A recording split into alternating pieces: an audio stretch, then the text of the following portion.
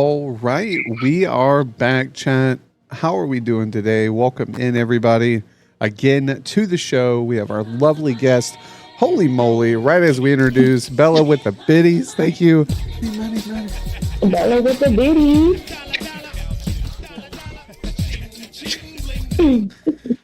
Yo, thank you, Bella, for the lovely, lovely introduction to the stream with the biddies. Holy With the Jesus, bitties. Eagles chick following through. Hi, train. Hi, train. Dollar, dollar.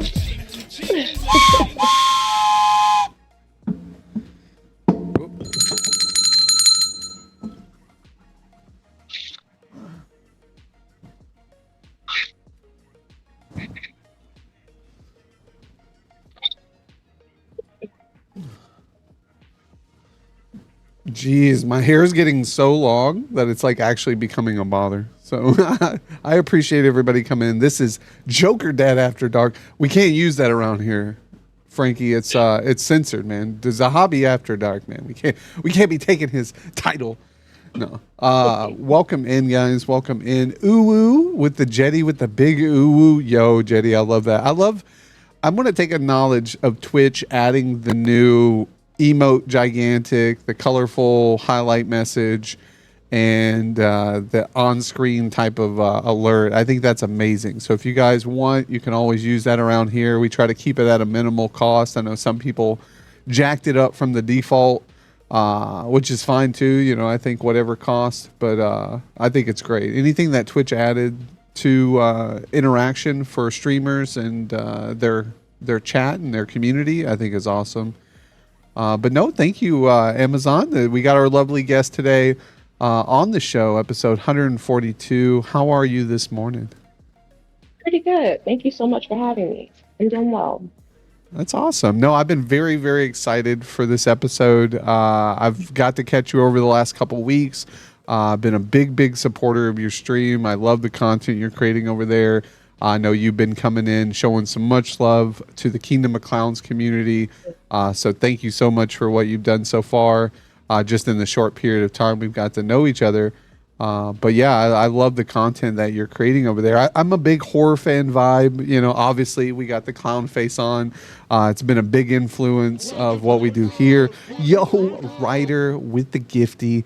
Look at this man. This man has pulled out his wallet so often that he has gifted 228 gifties to the community over time. Thank you, my man. Yo, first off, I'd like to say thank you again. We have a good morning from Lanessa. Yo, Leonessa, thank you for being here. How are you in Lockett? Love, love, love to see you here in the morning. Thank you so much. We got Kamikaze, the man himself. I am blessed with greatness this morning. Holy moly. I've given this cloud too much cloud. Yeah. Haha. But no, too much money you have, Ryder, and I'm greatly appreciated. It's always gone back into the stream. If it wasn't for you, Ryder, I wouldn't be able to afford these fortune cookies. And speaking of fortune cookies, let's give this man his daily fortune here while I remember. And we got our socks on for the special occasion for the horror queen herself, Amazon Artemis, who's here today. We brought out the eyeball socks. These eyeball socks are pretty cool because they glow in the dark, even though you guys won't be able to see that. But I like some glow in the dark stuff. But you cannot. Oh no, there's no hiding those sweet, succulent Oh, touchies those are from me. Oh, I like those. Ryder's fortune is professionalism is knowing how to do it, when to do it, and doing it. I love it. Is that a real-time feet cam? It is. Look, I'll even dance for you. Look. Two-step. No, I'm just kidding. I'm not doing that, but yeah. I wish we could see those knees though, bro. That's going to cost you extra. I got a big knee thing. Yo.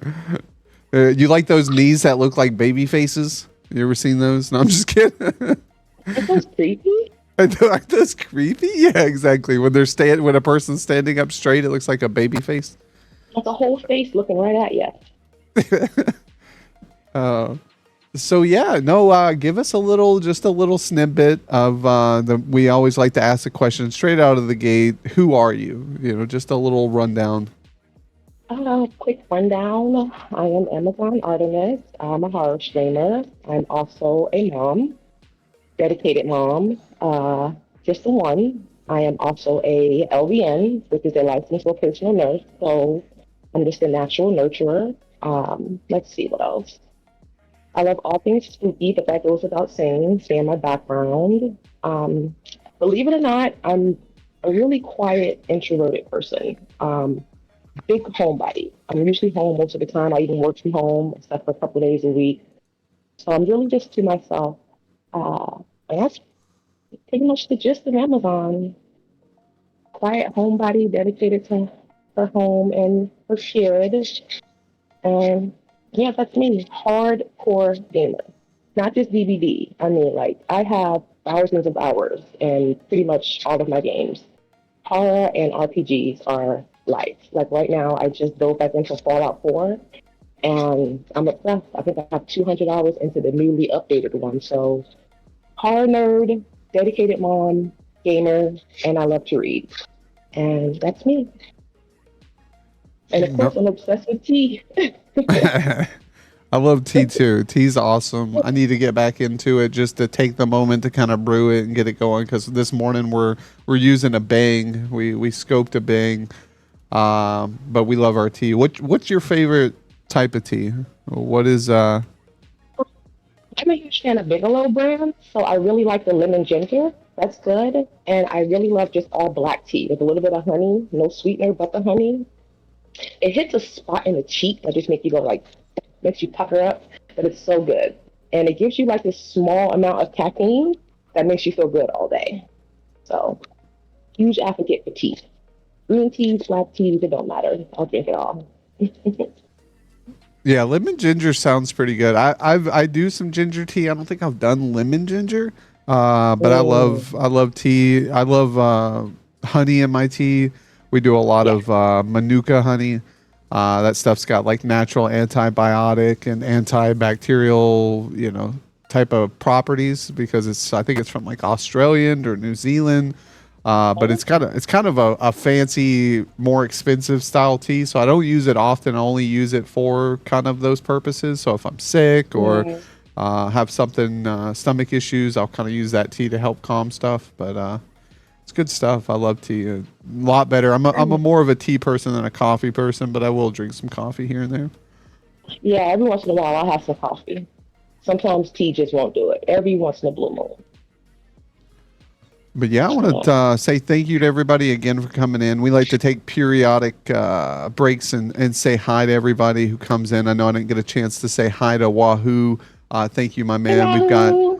Salik Crane coming in from the stretched out community as well. D Brick coming in. Thank you for being Hi, here. Dee.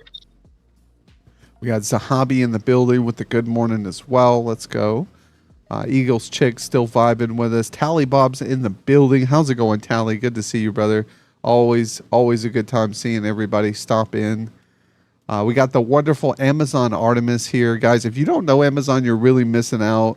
Just straight positive vibes, good times. I love going over there to get my DBD fix. I'm not too familiar with DBD, but this girl here, she knows everything. I come in and she's like talking about the perks. She knows the map layouts. She's like clowning on people, literally clowning on them.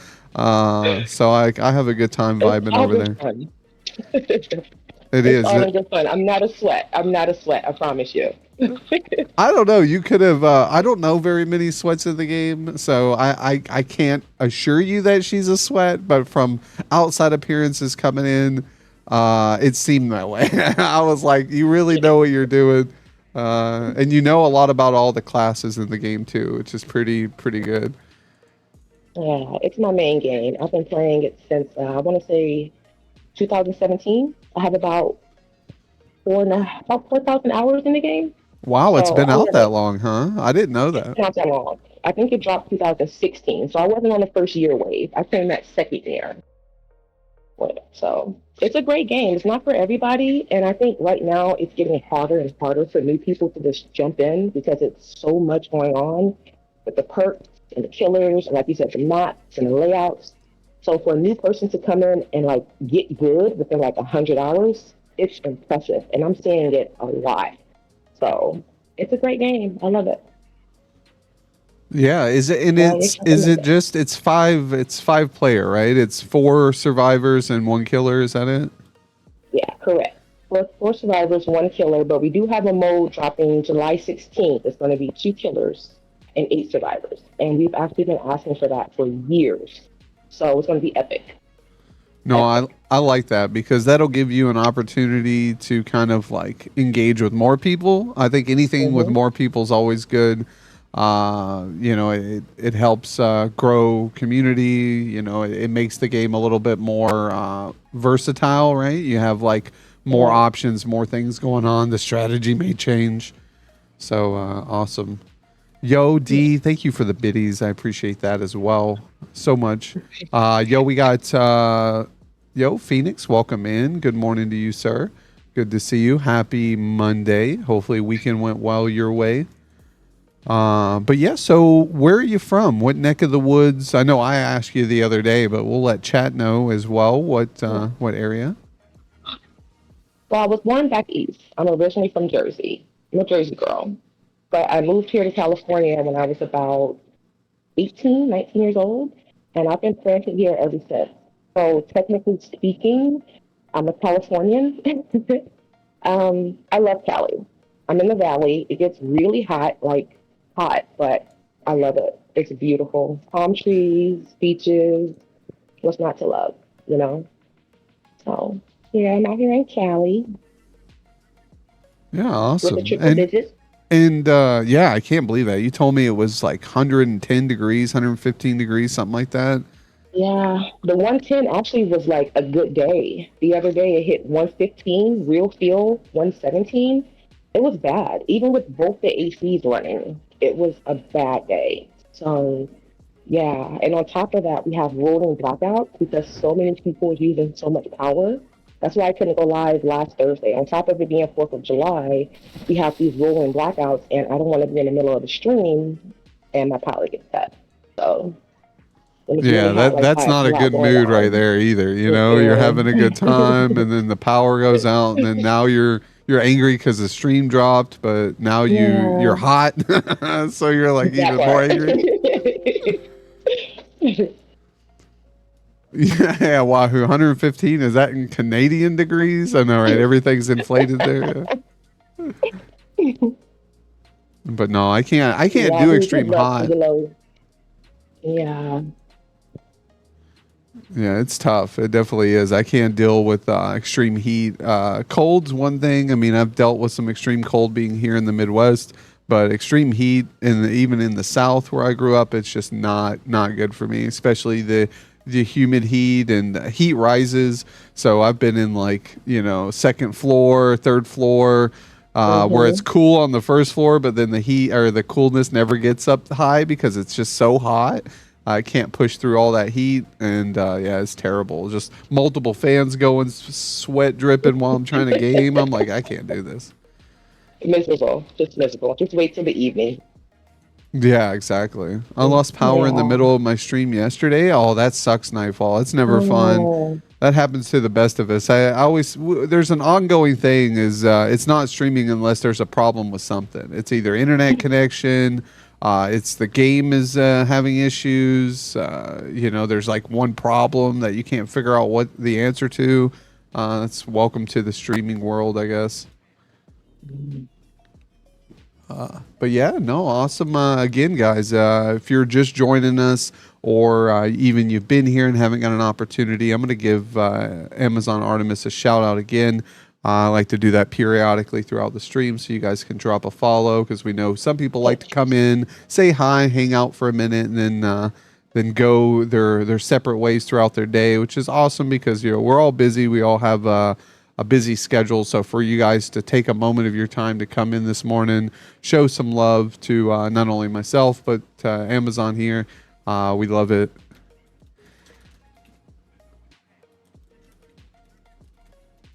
Just making sure I got that right, and then we'll see if we can give you a big one.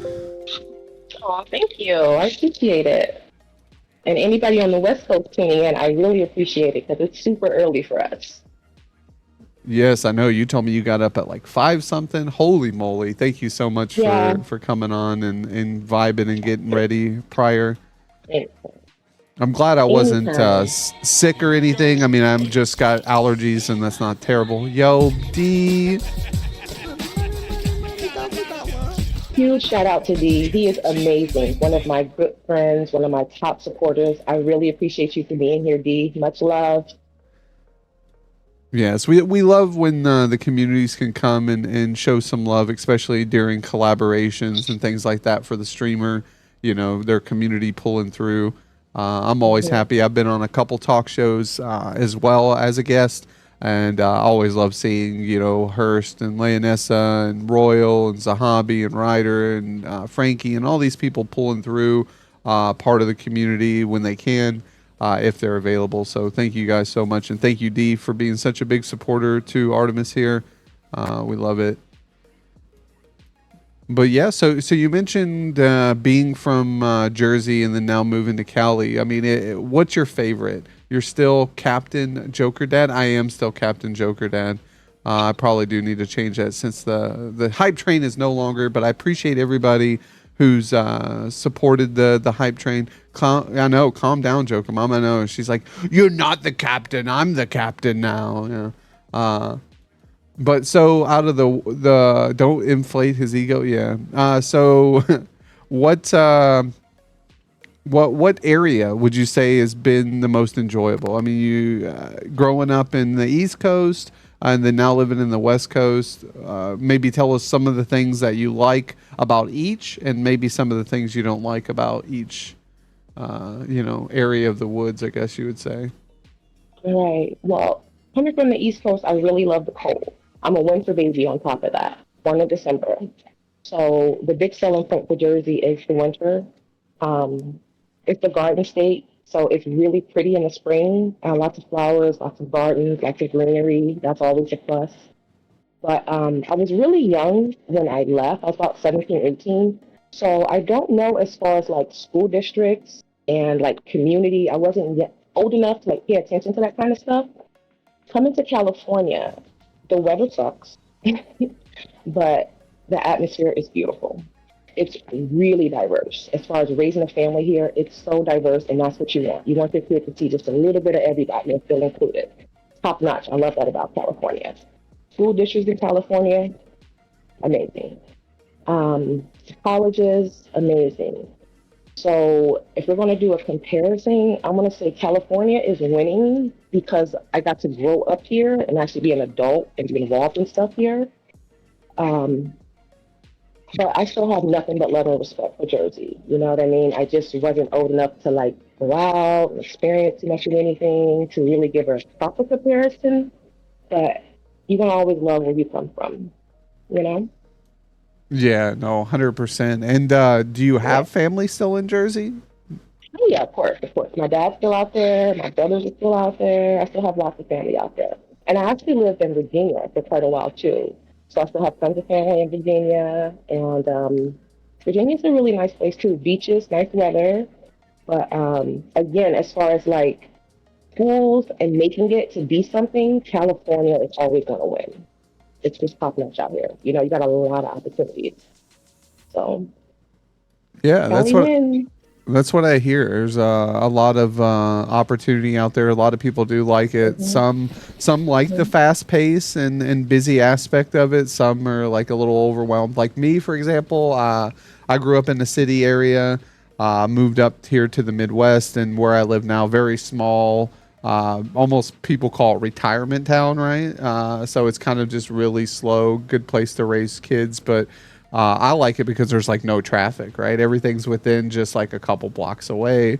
I know some people like the busy aspect of the city life and how California is, and others don't. So it's kind of just, I guess, preference, right? On like how Hmm. your age, if you're a very busy person, you like meeting new people or Hmm. getting out. I think that's a good vibe too. We got Frankie Big time. here asking how much is a gallon of gas right now over that way? Oh my God, that's a great question, Frankie. Right now, I'm looking at about $5.15 a gallon. I drive a Dodge Dart. When I first got it about 6 years ago, I can fill it up with like $40. I'm looking at about 55, 60 for fill up right now. It's brutal, and it's worse out in like LA, San Francisco. So yeah, What they're probably pushing what, like $6 or even they're more? probably pushing six. Yeah, six, almost seven probably. Wow, that's tough. It is. It Well, I is. mean, I guess people, I mean, when you got more people in an area and you probably got like state taxes. I know our state here, they like to tax the shit out of it. So it's like an extra half a dollar for just taxes on the gas. So, uh, Mm. but yeah, no, good morning, Royal Toughness, another horror queen in chat right now. I always tell people, if you don't follow Royal, in Vibe, she's great. Hopefully, we'll be streaming soon again, back in the mix of things.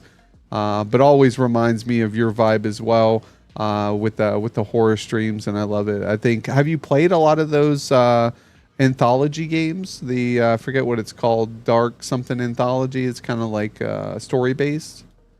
Yeah, not only have I played them all, I'm also a trophy hunter. I played them all and 100% got all the trophies for them. Oh So with wow. those games, you have to play them several times to get all the trophies. Killed that shit. All of them. Except for Little Hope. It wasn't my favorite. Oddly, which I love witches and that whole theme, but it was just really boring. But love those games. Adore them. Yeah. Yeah, I'm gonna have to give them a try. We watched Let's Be Frank play them a few times, or I think go through those.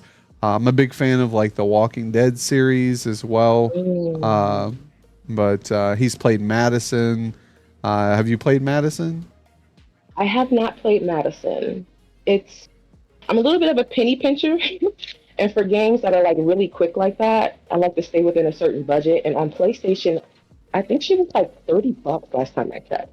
Once you go down to like 15, 20, I'll get it. Yeah, exactly. No, I'm a budget guy Yeah, too. I'm not. I'd rather yeah. buy indie games that have good replay value for cheap, because what Mm-hmm. I do is I end up buying something and then I only play it a little bit and then I never get Wow. back to it. So it's I'm like, why the hell did I spend this money? Like I got Sons of the Forest and haven't even played that really. It's like a survival craft horror style game. And I think we picked it up during right when it got released. It was kind of buggy.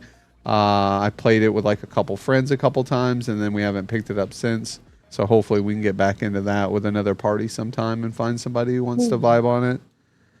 Yeah, you're not the only one. The game had a lot of buzz when it first dropped, and then absolutely nothing, maybe like a month later.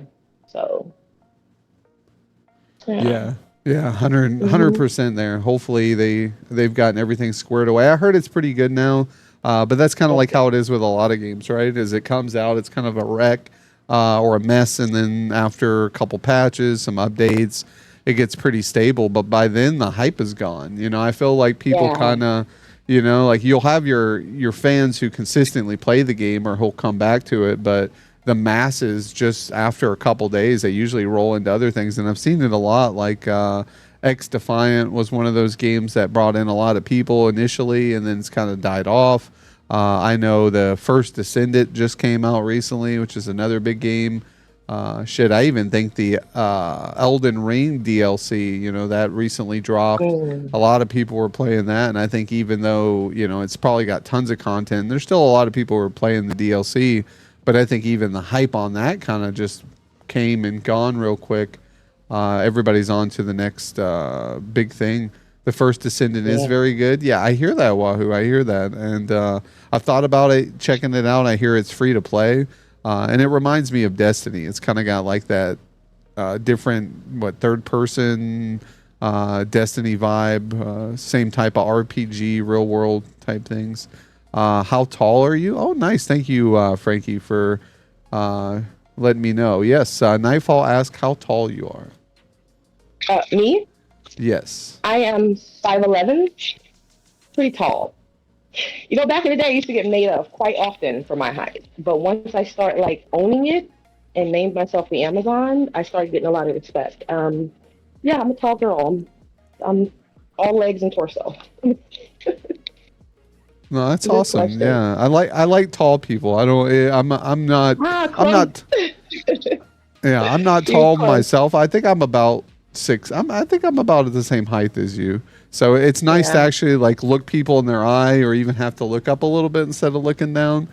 Uh, while don't And shame I us still short wear people. heels, so I Come love on, short people. I don't tap I don't shame tap on their anybody. head. Hey, little fella. No, I'm just kidding. No. I'm just joking. I yeah, most short people, they're at a good proximity to hit me in my jaw. So Right in the I'm balls. good. Right in the balls. Yeah, they're closer to those than my eyes, I suppose. Grow up, short people, says Wahoo. Yeah, exactly. I am grown. I'm the biggest I'm gonna get. Uh, So yeah, we usually ask, what type of games you play, but we kind of went over a few of those. What got you into gaming? Like, what was some of the initial games when you first started gaming that kind of drove you into being a gamer? That's a good question. I'm actually a childhood gamer, and it just grew and evolved as I got older. Um, I started off on Duck Hunt, and then it grew into Mario, and then Mortal Kombat, and then I had a bit sim phase for a while, and then I fell in love with RPGs, The Witcher. It's always been there since I was a child. There's never been a moment where I wasn't a gamer, if that makes sense. Yeah, no, I've always had a 100%. controller in my hand. Yeah.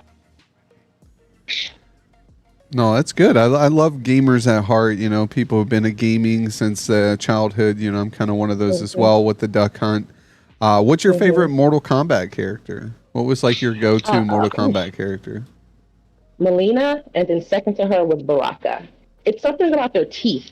I love that sinister smile, eat you up type of shit. Love Melina and Baraka. Yeah, like the good old fatalities where hmm they would just eat you and spit out all the bones. It was great. It was perfect. So yeah, definitely Melina and Baraka. You got any favorite characters? Sorry, yeah, I do actually. I like Liu Kang, and I liked the typical Scorpion and Sub Zero. Striker was always cool. I liked him Mhm. because he had the baton and would throw grenades. And um, so yeah, I don't. It's tough because like I kind of like played all of them a little bit, but I'm trying to think what my favorite would be. Um, yeah, probably Liu Kang. I always liked Liu Kang. Uh, Yeah. but Frankie Hawk Tua, yeah. Uh, I'm sure. Can you imagine that character? Uh, hold on one second. You might disappear for a moment. I'm trying to fix my. I kind of like click something. Ooh, there we go. All right, let's fix this real quick. Okay, you didn't disappear. Good. All right.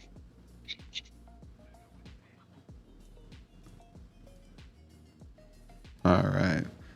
So no, what we'll do here is since I pulled you over, I'm going to go over some of your page here. We've got longtime gamer taking the plunge into the world of streaming. This is a safe space for all who enters. So let's game newly affiliate as well. We've got your link tree, your stream elements. Which is great. We got your About Me section. As a small child, I've been in love with reading and gaming. What type of books do you like reading? Before I continue on. I like psychological thrillers, anything horror related, even in my reading. You ever heard of an author called David Martin? I have. I haven't read any of his books, but I'm familiar with Oh, the name. that man is a genius. His books make you want to put on something happy before you go to bed and sleep at night. So David Martin, any type of psychological thrillers are really good, and any type of like hood dramas. You ever heard of Donald Boeing? Probably not, Yeah, but no. yeah, he writes a lot of like hood love stories that just like really puts you in the moment. They're really good books. I recommend them. Look them up. Donald Goines and David Martin, phenomenal author. I actually have one right here because I was reading last night before bed. Amazing book. What's that one called? We're all adults here, right? It's called Dope Fiends. It's a story about a couple who are hardcore dope fiends and they try to turn their life around. The boyfriend keeps relapsing, but the girlfriend finally breaks free of him and starts living this amazing life. And then about 3 years later, she runs into him again. And what happens? She relapsed too. But the ending is absolutely amazing. It's a good book. Great read. Yeah. Awesome. No, I love stuff like Yeah. that because I mean that's unfortunately that's how life is, right? You have obstacles, you have ups and downs. Hmm. You Hmm. try to keep your eye focused on the end, right? The end results. Yeah. Sometimes you can be successful right out the gate. Other times you have to journey through these ups and downs to kind of get where you need to go. And I feel like we all learn, we all experience, and I think the biggest thing I like to talk about is just support. I think support's the biggest thing. Surroundings, the people who you vibe with. I've noticed that a lot of the times, especially when it comes to drugs and alcohol, it's all about who you surround yourself with. If you're surrounding yourself with party goers constantly, it's really hard to get out of that lifestyle. You have to kind of sometimes break away from individuals who are enablers, things like that, and which sucks because sometimes those people are really great people, and you want to vibe with them, but it's tough. Yo, Wahoo with the RL Stein was the best. I love it. Good old Yo, Viv, welcome in, welcome in. I think I did miss someone as well who just joined us. Let me scroll up, make sure I didn't miss anybody. Mad Rocks is in the building as well. Yo, Mad Rocks, thanks for being here. We always tell we want to make sure our oh, I see he came in with the jump. All right. Amir, welcome in, welcome in. Happy Monday to everybody. Thank you guys so much for stopping in, catching our lovely guest here, Amazon Artemis, straight out of our Monday spotlight. I love it. I'm glad we could have you on a Monday. It's a great way to start the week. I like these shows because like I get the vibe, I get to meet people, I get to know more about them, and then I go into my work week right after, and it makes work a lot more enjoyable because my energy level's high. I'm very positive.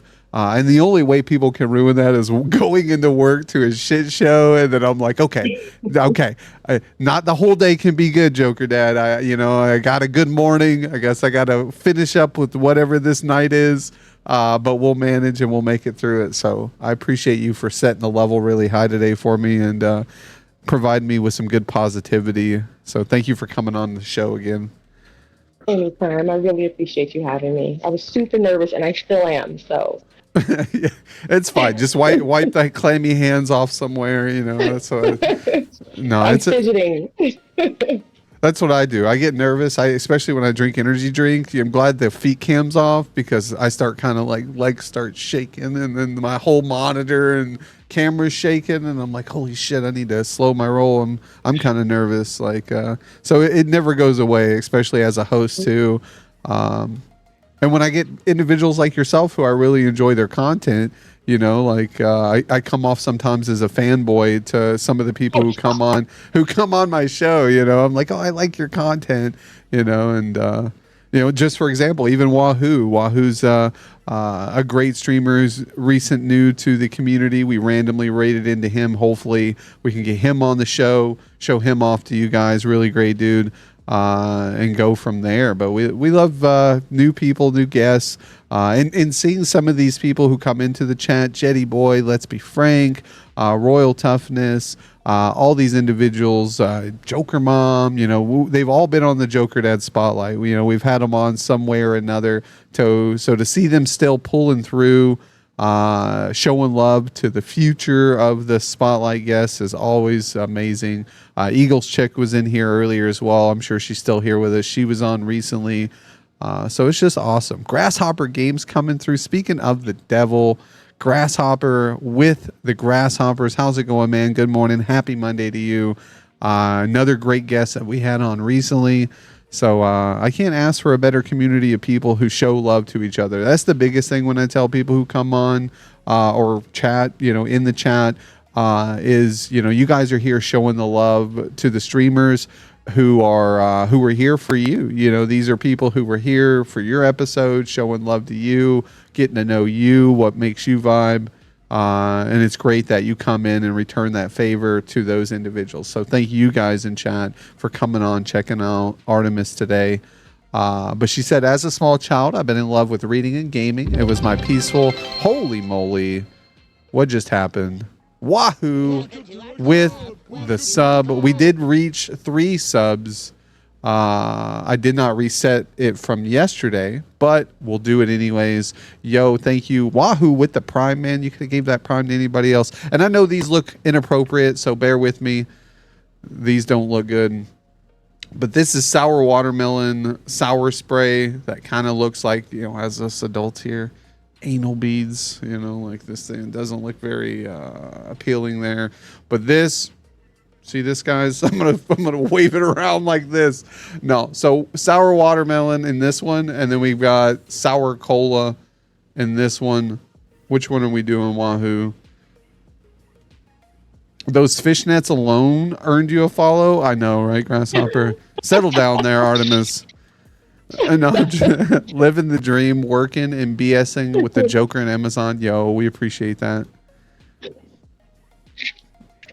But yeah, it says, I'm a very quiet person until I get comfortable, and then I let my personality shine. I'm a happy, expressive, horror-obsessed, nerdy gamer and proud of it. I have a social anxiety, so I don't go out much and prefer a more intimate setting over huge crowds. Dude, I feel that.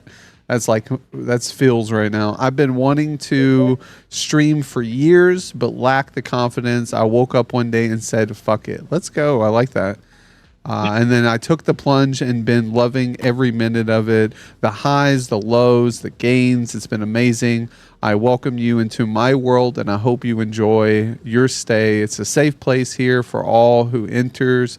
Meow. Let's go. And then I have a sick obsession with horror and all things related. Let's build a community horror movie. And dive deep into some classic movies and documentaries. I love classic movies and documentaries. Mm-hmm. And we've got your commands: hug, lurk, hello, mini, escape. Some of my favorite chat commands. We got your schedule here: Thursdays and Tuesdays at 6 p.m. PST. I know I've actually pretty avid, because I think your PST is, what is that, like 4? Right? Is that 4 my time? 4:30 my time? I believe CST. You're 2 hours ahead, or no? You're actually 2 hours behind. I'm sorry. So that's 8:30. So that's why it works, because I know right as you're getting on at 6:30, I'm actually just settling in from work, so I can like catch and vibe and hang out. So I'm always on the lookout. Tuesdays and Thursdays. And I remember that Thursday you were not streaming, and I had to message you. It's like, hey, where are you at? I didn't see you. Well, hopefully everything's okay. Get your butt on stream. Yeah, exactly. We only get 2 days a week. Thursdays are kind of funky. Get your butt up here. I know. I love Wahoo. Old Pokemon clip. Let's go, Pokemon. Watermelon, he said. All right, we got to get the watermelon. So we'll. Good luck. Yeah, it's. We might have to do 2 to make sure a good spray goes. Let's see. Oh.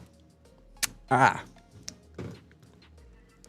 I don't like that. I kind of like second spray hit the side of my cheek, so it's like,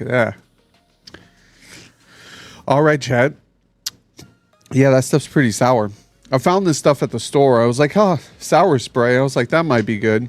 It was a terrible idea, but thank you so much, Wahoo, for participating in that sour spray there. So yeah, video games, Dead by Daylight, Walking Dead series, and many more horror. That's crazy. We were talking about Walking Dead right there. Let's go. Giveaways every month. I do raffles for the first 10 subs I get while live. Enter to win with new sub during my stream. Winners will receive an Etsy gift card and access to all sub benefits. Good luck. We got your wish list here as well. As you can see, I'm a lover of all things spooky. My background isn't just for streaming purposes. It's a true expression of my interests, as well as things I love, and any items received will be added with love to my collection. And I thank you for thinking of me.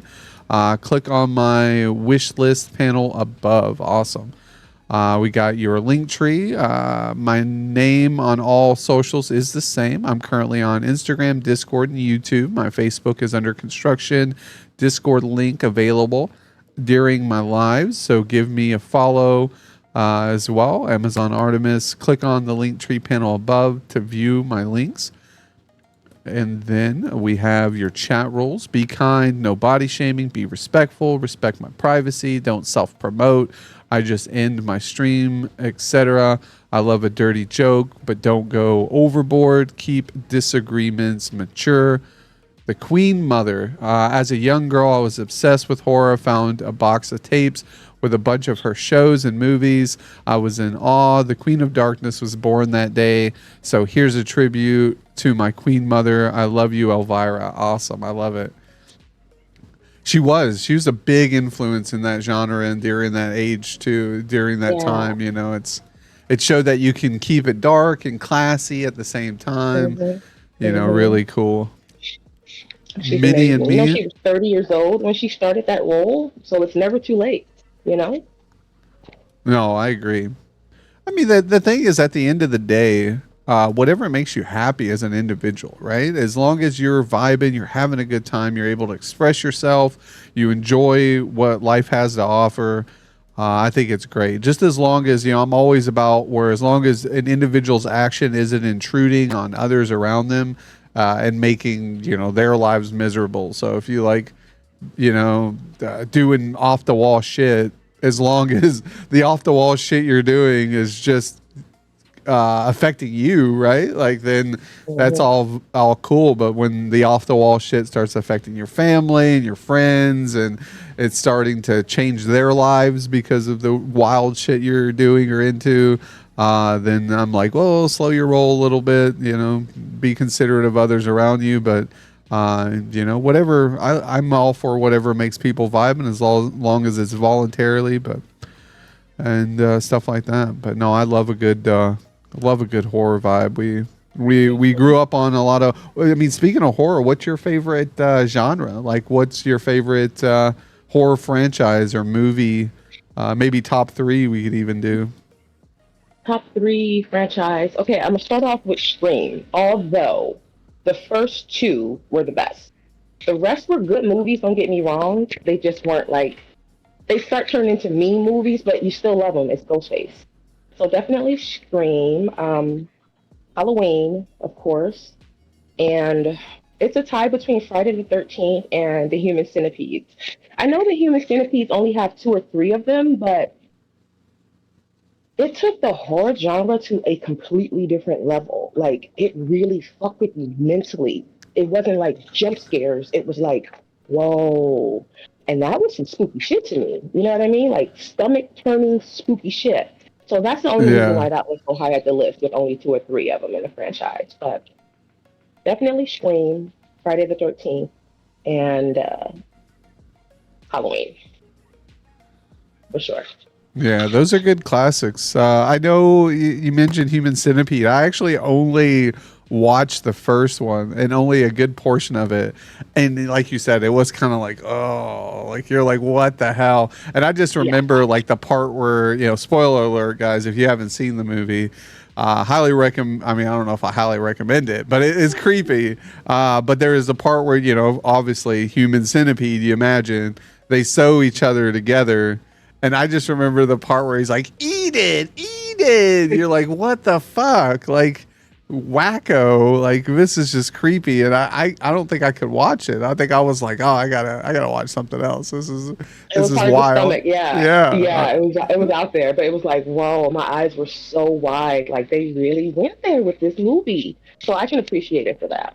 Yeah, exactly. Yeah. It's all about the shock and awe on movies. Hmm. What was another movie that was kind of like that where, oh, I know a lot of people, I haven't watched it, and I started to watch the first one, but everybody talks about the Terrifier movies with the clown, the white Oh clown my guy. God. And it's like, it's supposed to be kind of like funny. And it's like, it reminds me of like a retro horror too when I first started watching it. But it's also gruesome. And I think my Hmm. daughter, she's got autism, but she's 19. And I think she watched it and she was telling me about it. She's like, Dad, Terrifier 2, you should probably not watch it. It's really bad. And I'm like, what, you watched it? And I can't protect her from this stuff anymore now that she's an adult. So she does what she wants. But I'm like, Yeah. I'm thinking to myself, I'm like, man, maybe you shouldn't have watched that. I'm like, it's like, you know, because they're still innocent, I feel. You know, they're still your kid and Oh they're yeah. innocent at Oh heart. yeah. But Big time. Big time. because that type of stuff, you know, unfortunately, as much as I enjoy it, and I've got a pretty good positive head, but it's kind of like that argument where they said shooter games affect kids, right? Like Call of Duty, Right. you know, affects younger kids' minds too, where it makes them want to commit actions like that in the game. And it desensitizes them to the consequences. Yeah. It's like, well, it's just a game. And I feel like sometimes horror does that. You know, it's like, especially Scream, right? Scream, you know, we talk about Ghostface, like those whole movies have been copycats, right? People who've reenacted what the two did in the first. And that's kind of what, you know, it's either family or friends or people who were affected by the loss, you know, and things like that. And, you know, I think some people might get encouraged to that. You know, they're like, oh, I'm, you know, like I want to go out and my life, I want my life to be of meaning and of value, and I'm going to kill people. You know, it makes you wonder how many serial killers are out there currently who've been influenced by that type of behavior from movies or even real events. You know, I'm glad I'm not a killer clown, but you know, stuff like that. Or do you guys know that? You know. But I watched both of them now, waiting on Terrifier 3. Yeah, I hear it's coming out. And I hear it's going to be like, Yeah. I hear it's even going to be more gruesome than the first or the second one. So like, I think they were talking about like not allowing it in theaters or banning it. I don't know what they're trying to do, but I'm in like this What is the best VHS. one? I'm in a VHS group where people like the old VHSs, and I didn't realize that the old horror VHS tapes are very sought after, very inflated in cost nowadays because everybody's collecting the old horror VHS. And apparently they just released Terrifier 2 on VHS, so they made like a classic throwback of Terrifier 2, but in a VHS cassette tape. And apparently that's like they dropped it at Walmart and everybody's going out and buying all the copies of it for collecting. And it's just nuts. I can't believe it. But cool to see that people are still vibing with VHS tapes. And let's see here. There's too many cameras in the world now. The number of serial killers has drastically been reduced. Oh yeah, for sure. It's hard to commit a crime and get away with it. I mean, you got cell phones that have GPS locations. They can tell where all calls were made. So if someone winds up in a street in the middle of the road or a body dumped in a wooded area, they can map for 30 days all cell phones that were in that proximity and where they went, where they came from. Like, good luck. Like, if you know, so if anybody needs to commit a crime, highly recommend leaving your cell phone at home, any electronic device. I mean, I'm not trying to give you guys any pointers or anything, but just saying, don't bring your cell phone with, you know. But yeah, serial killers, man, it's, you know, I was about to say now serial killers just work for the government. Those are the biggest serial killers, but you got to do it professionally. You got to go all in. Got to be on payroll. Yeah, exactly. You got to do it legally. That's how we do it around here. But no.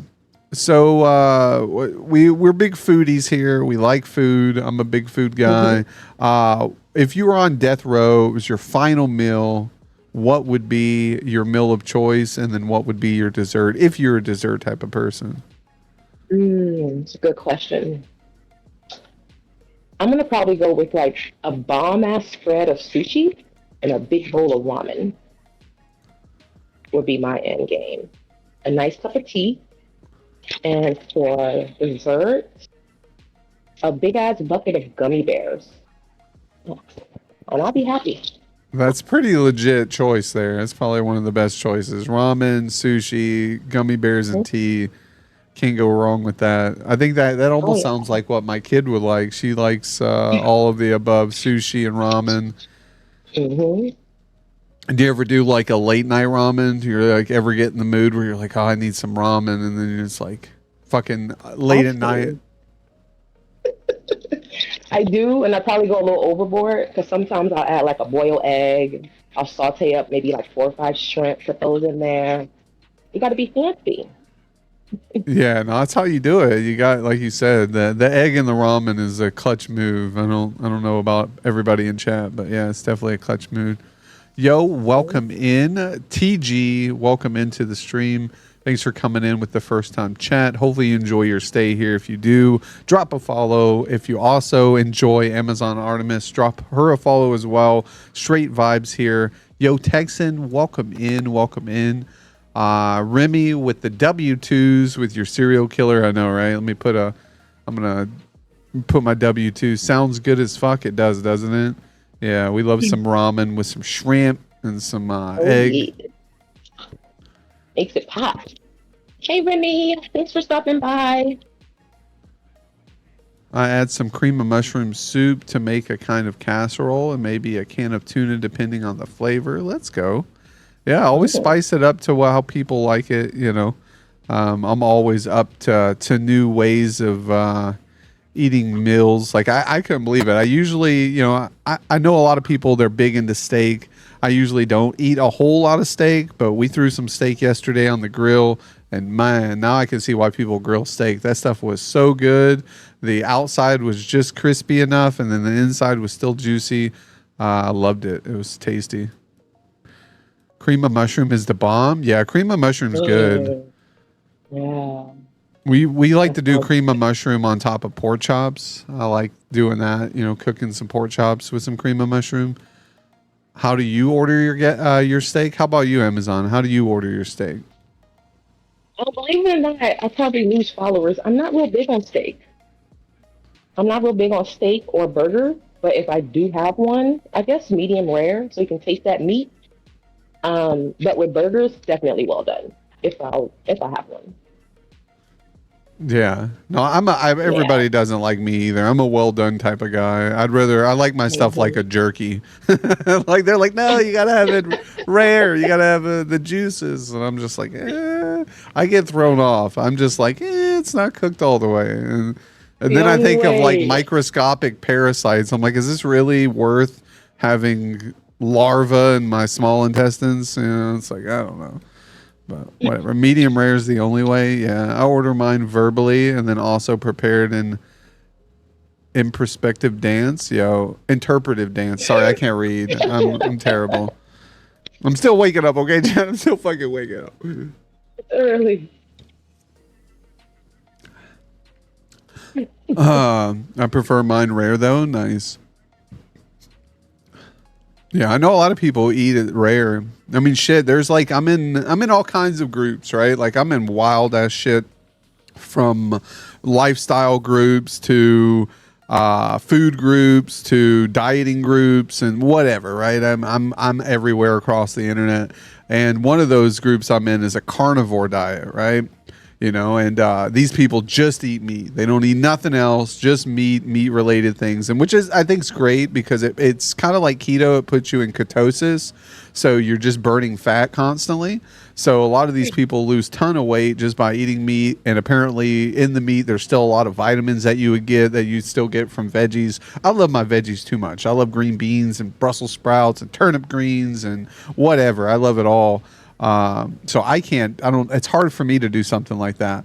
But I get in these groups, and you see like the extremists, like the people who like take the dieting to a whole nother level. And I think it's the same with vegans, right? Like I've met some people who are fruitarians. I've never heard of that before. Fruitarian. This is someone who just eats fruit all day, and I'm like, yeah, that's cool and all, but you need protein, and I think some people you get too much protein too. But some of these people in these carnivore groups, they eat raw meat. And I don't know about that. Like they're like, oh, my stomach, or I think the closest to raw stuff I could do is like fish maybe, and that's like usually treated with like lemon juice or some type of processing way that kills everything, right? Like sushi, some people eat raw sushi. I don't know about. Have you ever ate raw sushi before? I haven't made the jump to raw yet. No.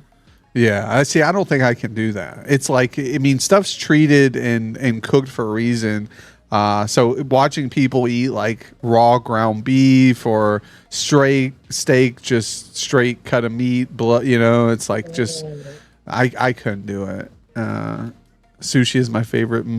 Probably because they die fast. Sprouts. Did someone say Brussels sprouts? Yeah, I love Brussels sprouts. You cook some Brussels sprouts with a little bit of, what is that? I can't say this, so prepare.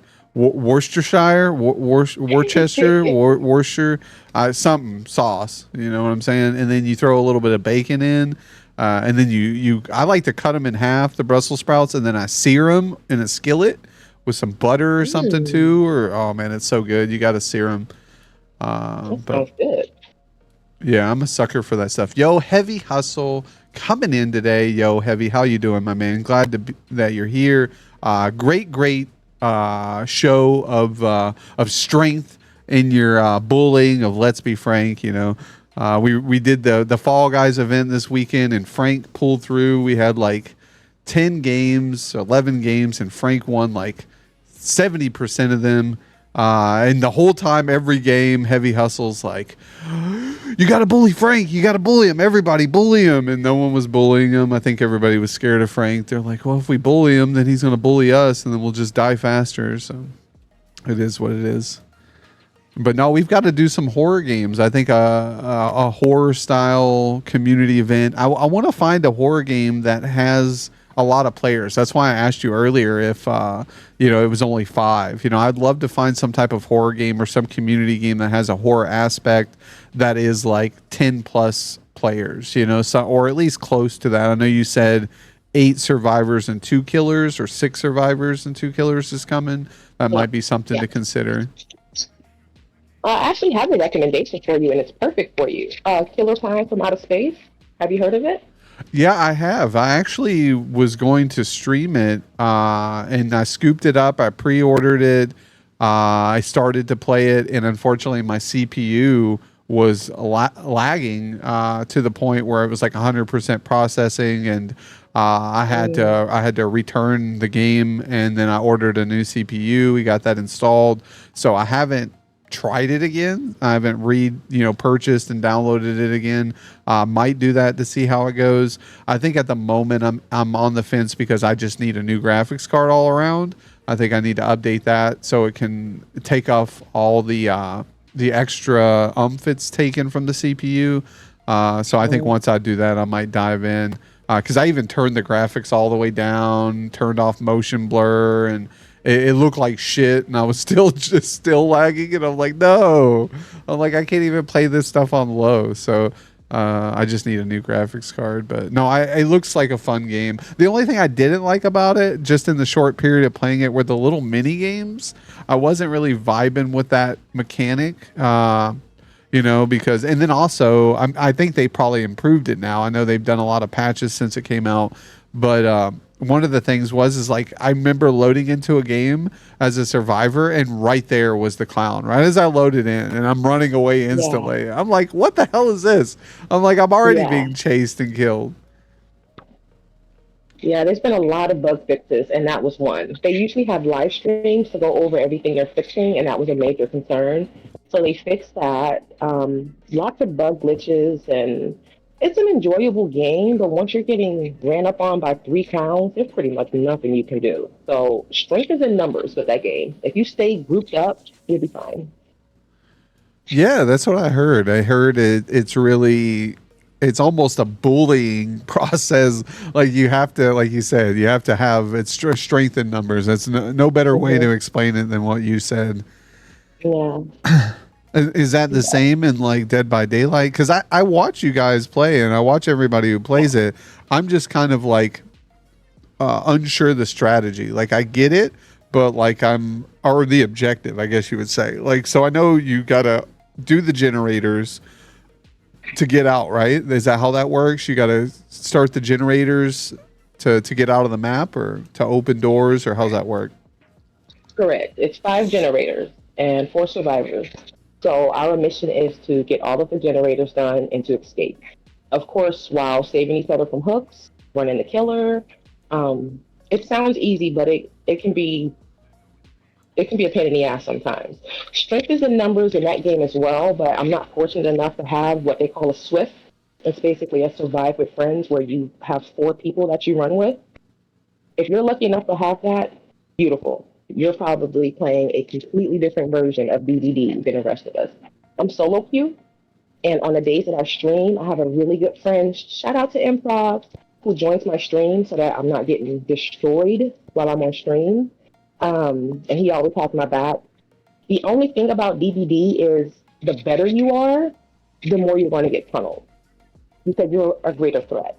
So if you're going to a match and I have a flashlight and I'm running a killer and he's chasing me for so long, two gens pop. When he finally catch me, he's going to camp me out of the game.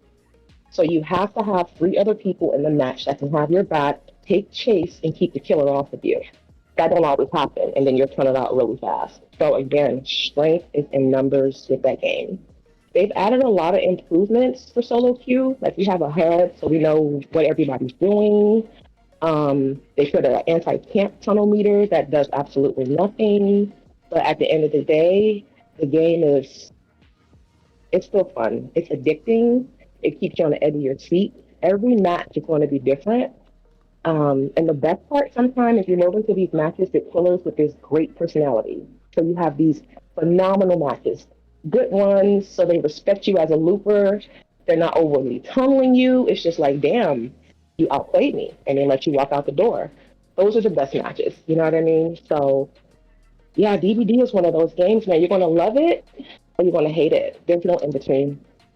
There's no in between with DVD. No, that's awesome. Yeah, I think you know quite a bit about it. I'm like listening to you, and I get an idea, but since I'm not an active player, like I can only imagine. Like you said, the looping and you said tunneling. Is that what it's called? Tunneling? yeah. The tunneling. It's when a killer just focuses on one player to tunnel them out and get them killed. So you get two Oh, times to okay. be on a hook. Yeah, and the third time you're dead. So if you're getting tunneled and you have other people in the match that's not going to take aggro to come get the killer off of you or take a hook or a hit for you, you're out. It's going to be a quick match for you. Ready up, try again. Yeah, no, I think that's what Yeah, I would do. You kind of focus. I think the tunneling. I mean, it's a strategy, right? You got to focus on the one person, keep that hooking part. them, That and get part. them out. Yeah. Right, right. So it's all about strategies, mind games, and coming out victorious. So how long have you been streaming now? I went live for the first time January 31st of this year. And I Awesome. started off with no camera, um, just me and my PlayStation. I put a goal out to, once I hit affiliate, I'll start going live with my camera set up. I hit affiliate within about 3.5 weeks. I wasn't ready to hit affiliate that quick, so I kind of stalled out the camera. And in about 6 weeks, I finally went live with my camera. And yeah, I've been loving it. So January 31st was my very first stream. Yeah, Oh, awesome! Congratulations, starting off a new year and streaming. That's awesome. thank you. So, do you have any plans for or ideas of what you might do for your anniversary next year? Are you kind of thinking of anything of what you might do? Uh, I'm thinking, but I haven't landed on anything serious yet. You guys know I love Elvira. So I wanted to do like a movie host, but I didn't want to just be sitting here watching a movie. I still want to game, but my setup isn't going to allow me to game and have a movie playing. So I'll probably have to scrap that idea and figure something out. But I got time. So the wheels are turning. Yeah, no, you got plenty of time. There's a lot of Yeah. time still left there, but I always like to ask because I'm an insider scoop kind of guy. I want to know what I'm looking forward to in the future. Yo, it's me, Jessica. Welcome in, welcome in. That name, Yes. that name reminds me of the movie. Is it White Chicks? It's me, Jessica. Or what Hi, movie is that? Chick. Hot Chicks. Is that what it was? Yeah. It's me, Jessica. Yeah, I love it. It's in there. Oh my goodness. I love the name. So congrats on the names there, Jessica. Appreciate you coming through. Hot Chick. See, that's what I haven't seen that movie since I was a kid. I can't believe it's been that long. It's an older movie now. Makes me feel Classic. old. It is a classic. It's great. Hmm. Uh, but yeah, no. So what I read your bio here. We went over that. What inspired you to stream? Like it said you always wanted to stream. Did you have favorite streamers you watched, or did you say, "Hi, I want to create content"? What kind of started the ball rolling in the streaming content creating universe? I'm such a DVD advocate, and I've been playing the game for so long. I really felt like I had some wisdom to share. You know what I mean? Like, and I love teaching new players how to play. Since streaming, I think I've brought in like I call it coming to the dark side. I think I've brought like 6 or 7 of my viewers over to the dark side, and they play DVD now. 2 of them are getting really good. Like their looping is really coming along. So yeah, I just want to be like the DVD den mother. I just want to teach people how to play and welcome in new players the right way. It's a lot of toxic shit going on in DVD. So I want to be the hub of learning how to loop, learning how to mind game, learning how to power play the right way, but chill vibes, not being all toxic, you know? So that was a big part of me wanting to stream. I do have a favorite streamer. Her name is Diehard Diva. She is absolutely amazing. She is my DVD guru. Um, she gave me the confidence without her even knowing to get up and go for it. You know, you don't have to look a certain way. You don't have to talk a certain way. You'll find your audience. You know, your people will come. And so that was just a big part of it. Just so in love with DVD, wanting to be a part of it, wanting to show my wisdom and share my wisdom with other viewers and players. And yeah, that's pretty much it.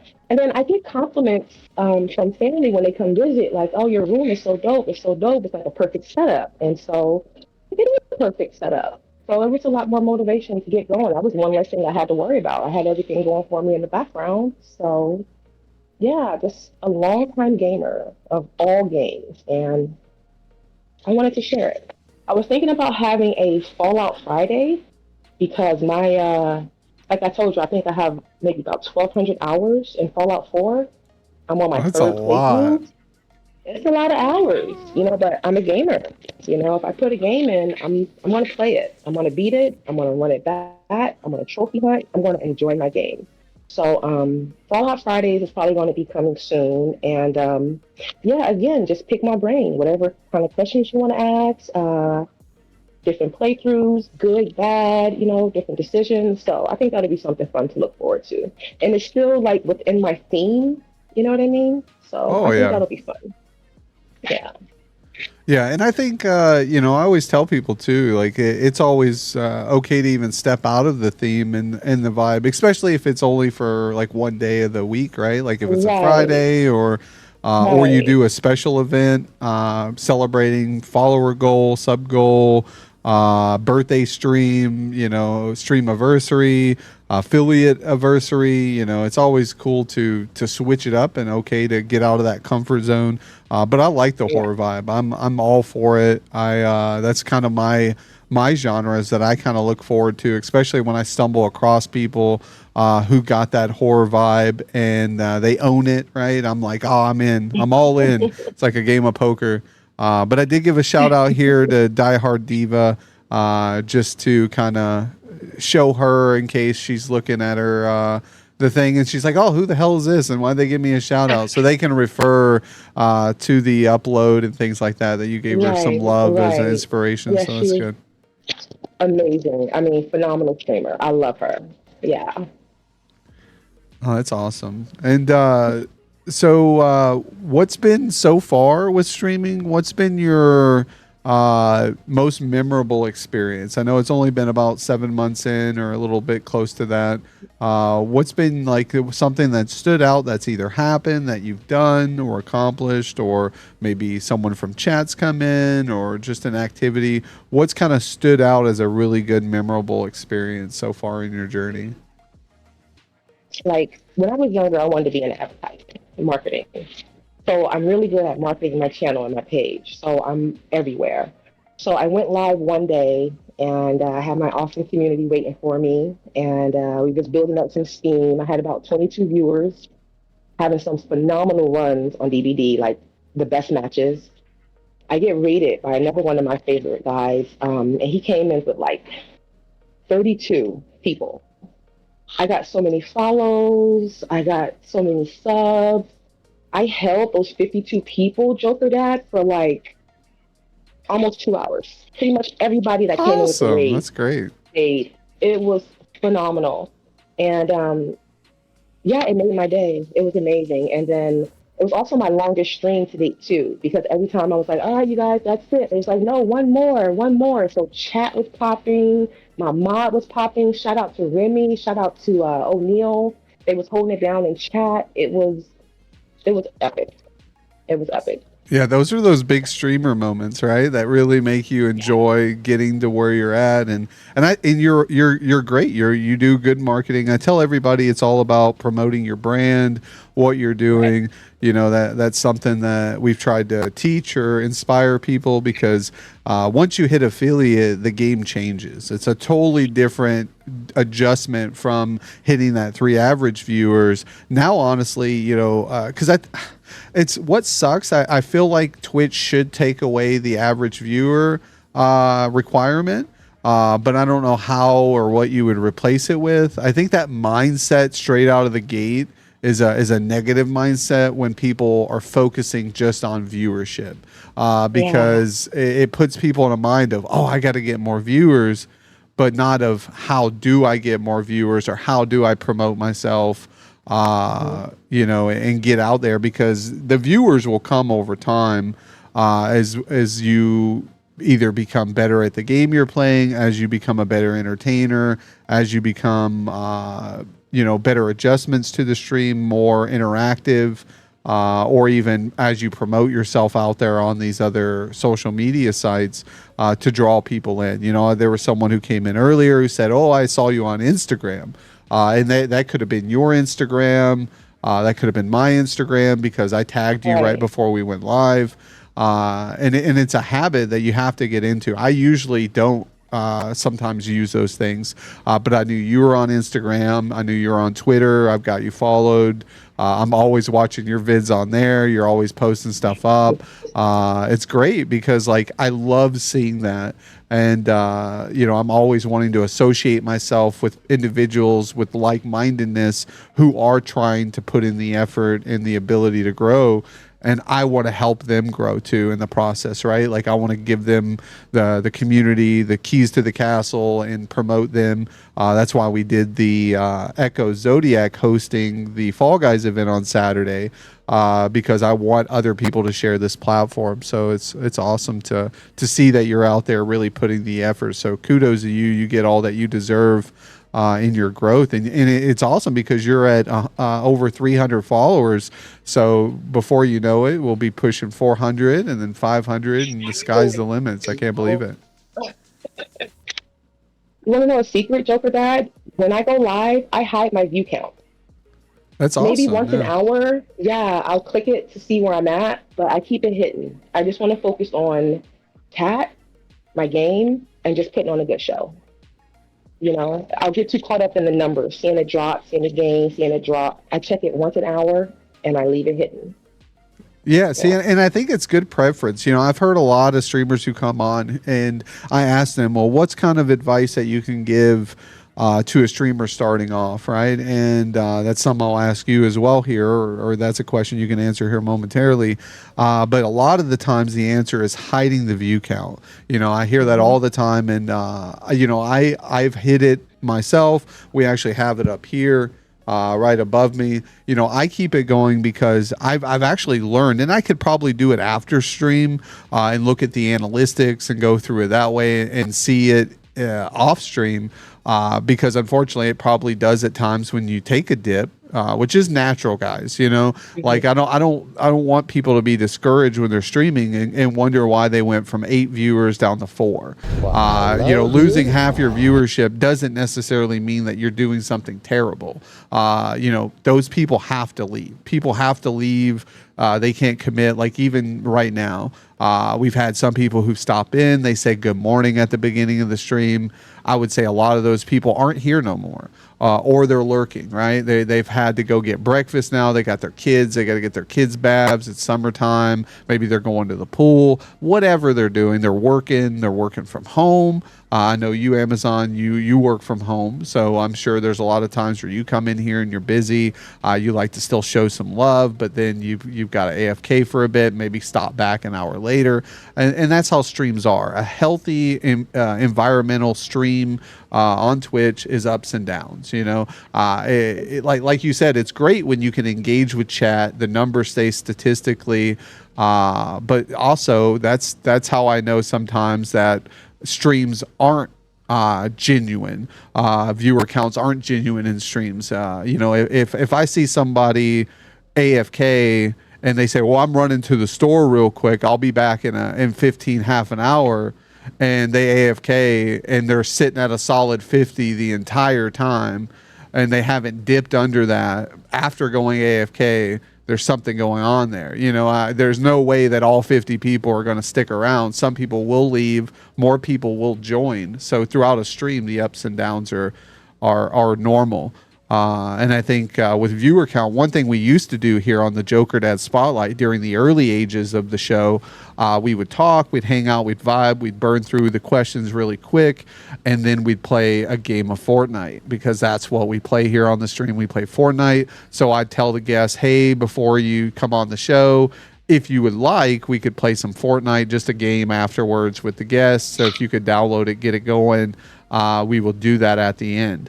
We would get to the end of the show, and I'd think the guests are coming on. We'd start playing a game, and then half the viewers would leave right as Fortnite would start. And I'm like, I guess people are done with the show. They've got to meet the guests. They got to know everything about them. They don't want to play. They don't want to watch us play Fortnite. So there's two different audiences. There's an audience who likes watching me play Fortnite, and there's an audience who likes coming on and watching the show for what the show is. When Fortnite comes on, they're not interested no more, so they'll leave. And that was a learning experience. And without the viewer count being noticed in real time, I wouldn't have known what was driving people away, so I wouldn't know how to adjust the content that I was creating to counter that individuals leaving. So now I would rather just raid out with people before they leave than to wait for everybody to leave and then raid out with lower numbers of people who are, still. So thank you for all those who stuck around for my horrible Fortnite gameplay with the guests during the early ages. But it is what it is. And I want to thank Mr. Vinjak as well for coming in. How's it going, man? We got some more follows up there. Nightmare Master, thank you for coming in, showing some love. You said it's hard on that average viewer count. The thing is a lot of people think it's hard on the average viewer count, and it was initially for me as well. Like I wasn't one of those individuals who hit affiliate overnight. But once I learned the method at which was successful to hit affiliate pretty easily, I've helped so many people hit affiliate within 8 streams. 8 streams is all you need. 8 streams at 2 hours a stream, 2 to 3 hours a stream is plenty. If you want to go, I say 2 hours is a solid amount. If you want to go 3, that's cool too. If you're over the 3 average viewers during that time at which you push into the 3rd hour. But networking is key. I've said it. The word networking is kind of overly used. I like to say relationship building, because that's what it is. If you're just there to network, that's a little bit of difference than relationship building. Still working on my niche. Niche is the hardest unless it comes natural. We had the horror vibe. When I first initially started, I didn't have the face cam. I didn't have the overlays. I didn't have, like you said, you didn't have a webcam, right, Artemis? You started off with no webcam. Right. Yeah. Yeah. So that's even harder because, I tell people webcam is crucial and or VTuber, some sort of interaction like a PNG tuber, something that's bouncing on the screen as you're verbally communicating. People like to have a connection with some type of object that corresponds what they're hearing. So to just hear someone and not have a visual interaction with it is hard. I think it's very hard to build a relationship with someone unless they're really captivating with audio. Like if a person's voice influx is really loud, they grip you with their voice. That helps a lot. So keeping conversation flowing like we're doing here with this conversation is great. But I think you'll find your niche. It'll come over time, and I think to find the niches, it's okay to switch it up. We talked about earlier getting out of the horror genre, with even if it's just a stream, checking out a different type of vibe. Even though you're still going to be horror, your vibe's always going to be horror. But I think it's healthy for everybody, and not specifically your case. If you never left the horror scene, I'm not going to be sad because I love the horror vibe. But maybe somebody who comes in who wants a change of atmosphere, I guess you would say, right? A little vibe change. We've done a few things. Some people may like it, some people don't. And for all the horror fans and the vibe that you've got them accustomed to, they may be like, "Oh, wait a minute, this is different. I don't like this." But for somebody new who's not too accustomed to your vibe, they may enjoy it as well. So I think it's good to switch it up, keep it fresh, and that's with anybody out there. I fell for that shit too when I started. I've been doing different games and just started doing just chatting or reviewing. I think that's great too. I tried being faceless at first. Yo, Bella, and faceless is I feel, just as good, like people don't have to have a cam, but if you don't have a cam, you have to work it twice as hard, verbally. You really have to be captivating even twice as hard with just audio, and I think that's tough. I think with starting streaming and trying to hit affiliate without a face cam, you're just fighting against the odds, right? You really are like making it harder on yourself, and it was hard for me because I'm a person who doesn't like to be visually shown. I'm not a very person who thinks highly of myself. So that's one reason I like the face cam here, or the virtual overlay, because I'm able to feel more comfortable in my skin without constantly feeling like I'm being judged.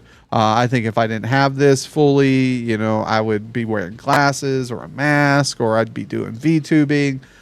I don't know why. It just makes me feel more comfortable, right? And I think when I'm more comfortable, I'm more genuine to myself. I'm more entertaining for the chat. So that's kind of how I go. And then you mentioned followed for follow. I think, a lot of people get stuck in that. You just end up not having people show up to the stream because they're only there to follow you, or they'll follow you, you follow them back, and then they'll unfollow you immediately.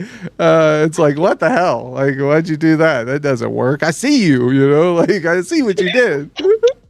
Like, what are you doing?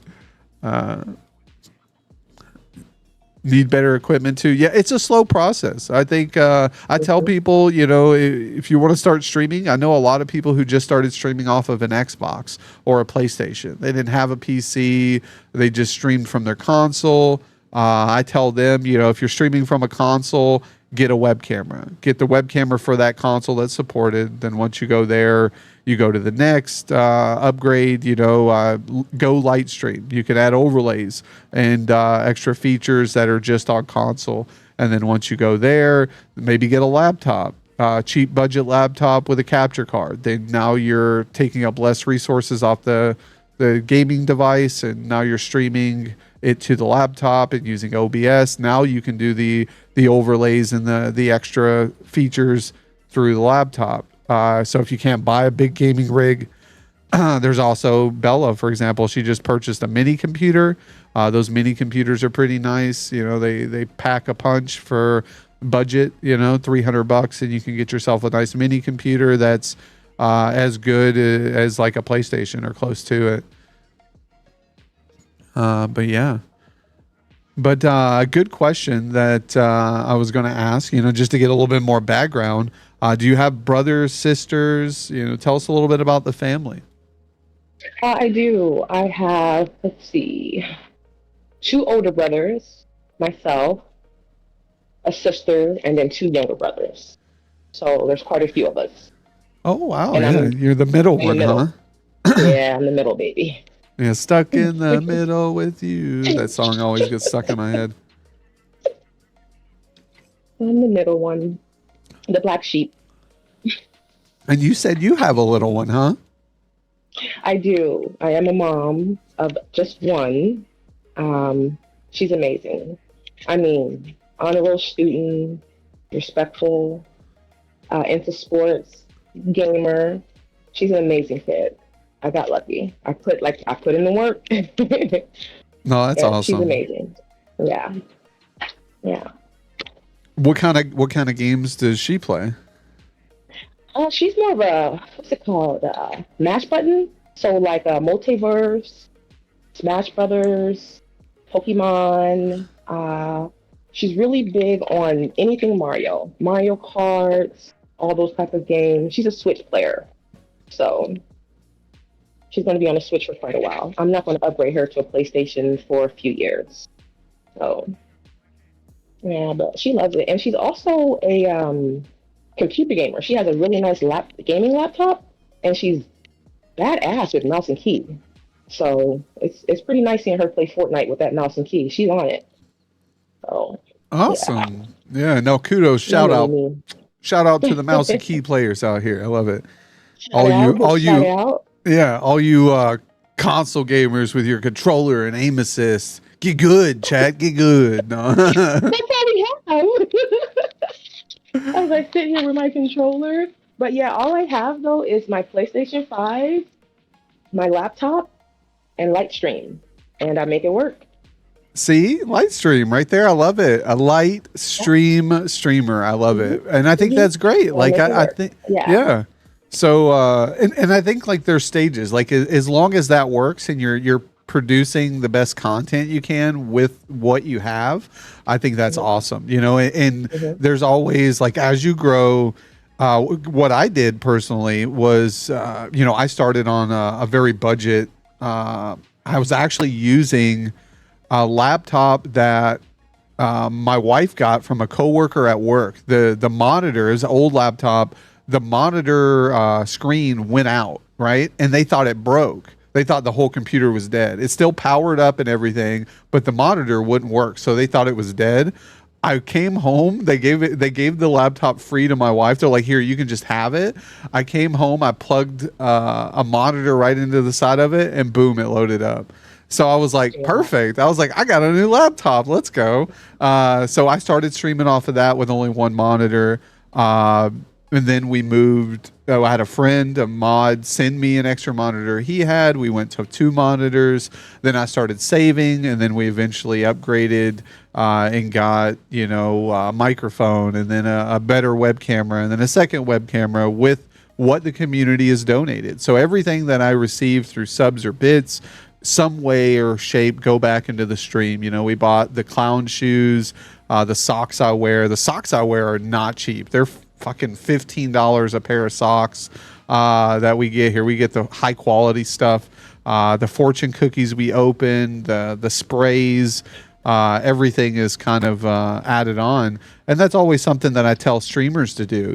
Like it may take a while to get subs or bits or donations, but save those and set them aside, and then use that to put back into the stream, either by trying to get a budget laptop or a new camera, and then while you improve your stream, the more frequent the donations and the subs and bits will come naturally, because of the quality of the stream is improving. To go Mm. live without like a web camera, and then you're just talking, and they only see the gameplay, and you're not affiliate yet, or you just hit affiliate, and then straight out of the gate you're like, all right guys, subs, bits, you can now sub and bid, and like, once we do this, we'll get this. I think it's cool to focus on those things and push those things, but too much is a throw off, and I've learned that as well. But yeah, so we went over the little one, so that's awesome to have a kid gamer. We got some kid gamers here, and we also Right. do once in a while. We'll probably start doing it again.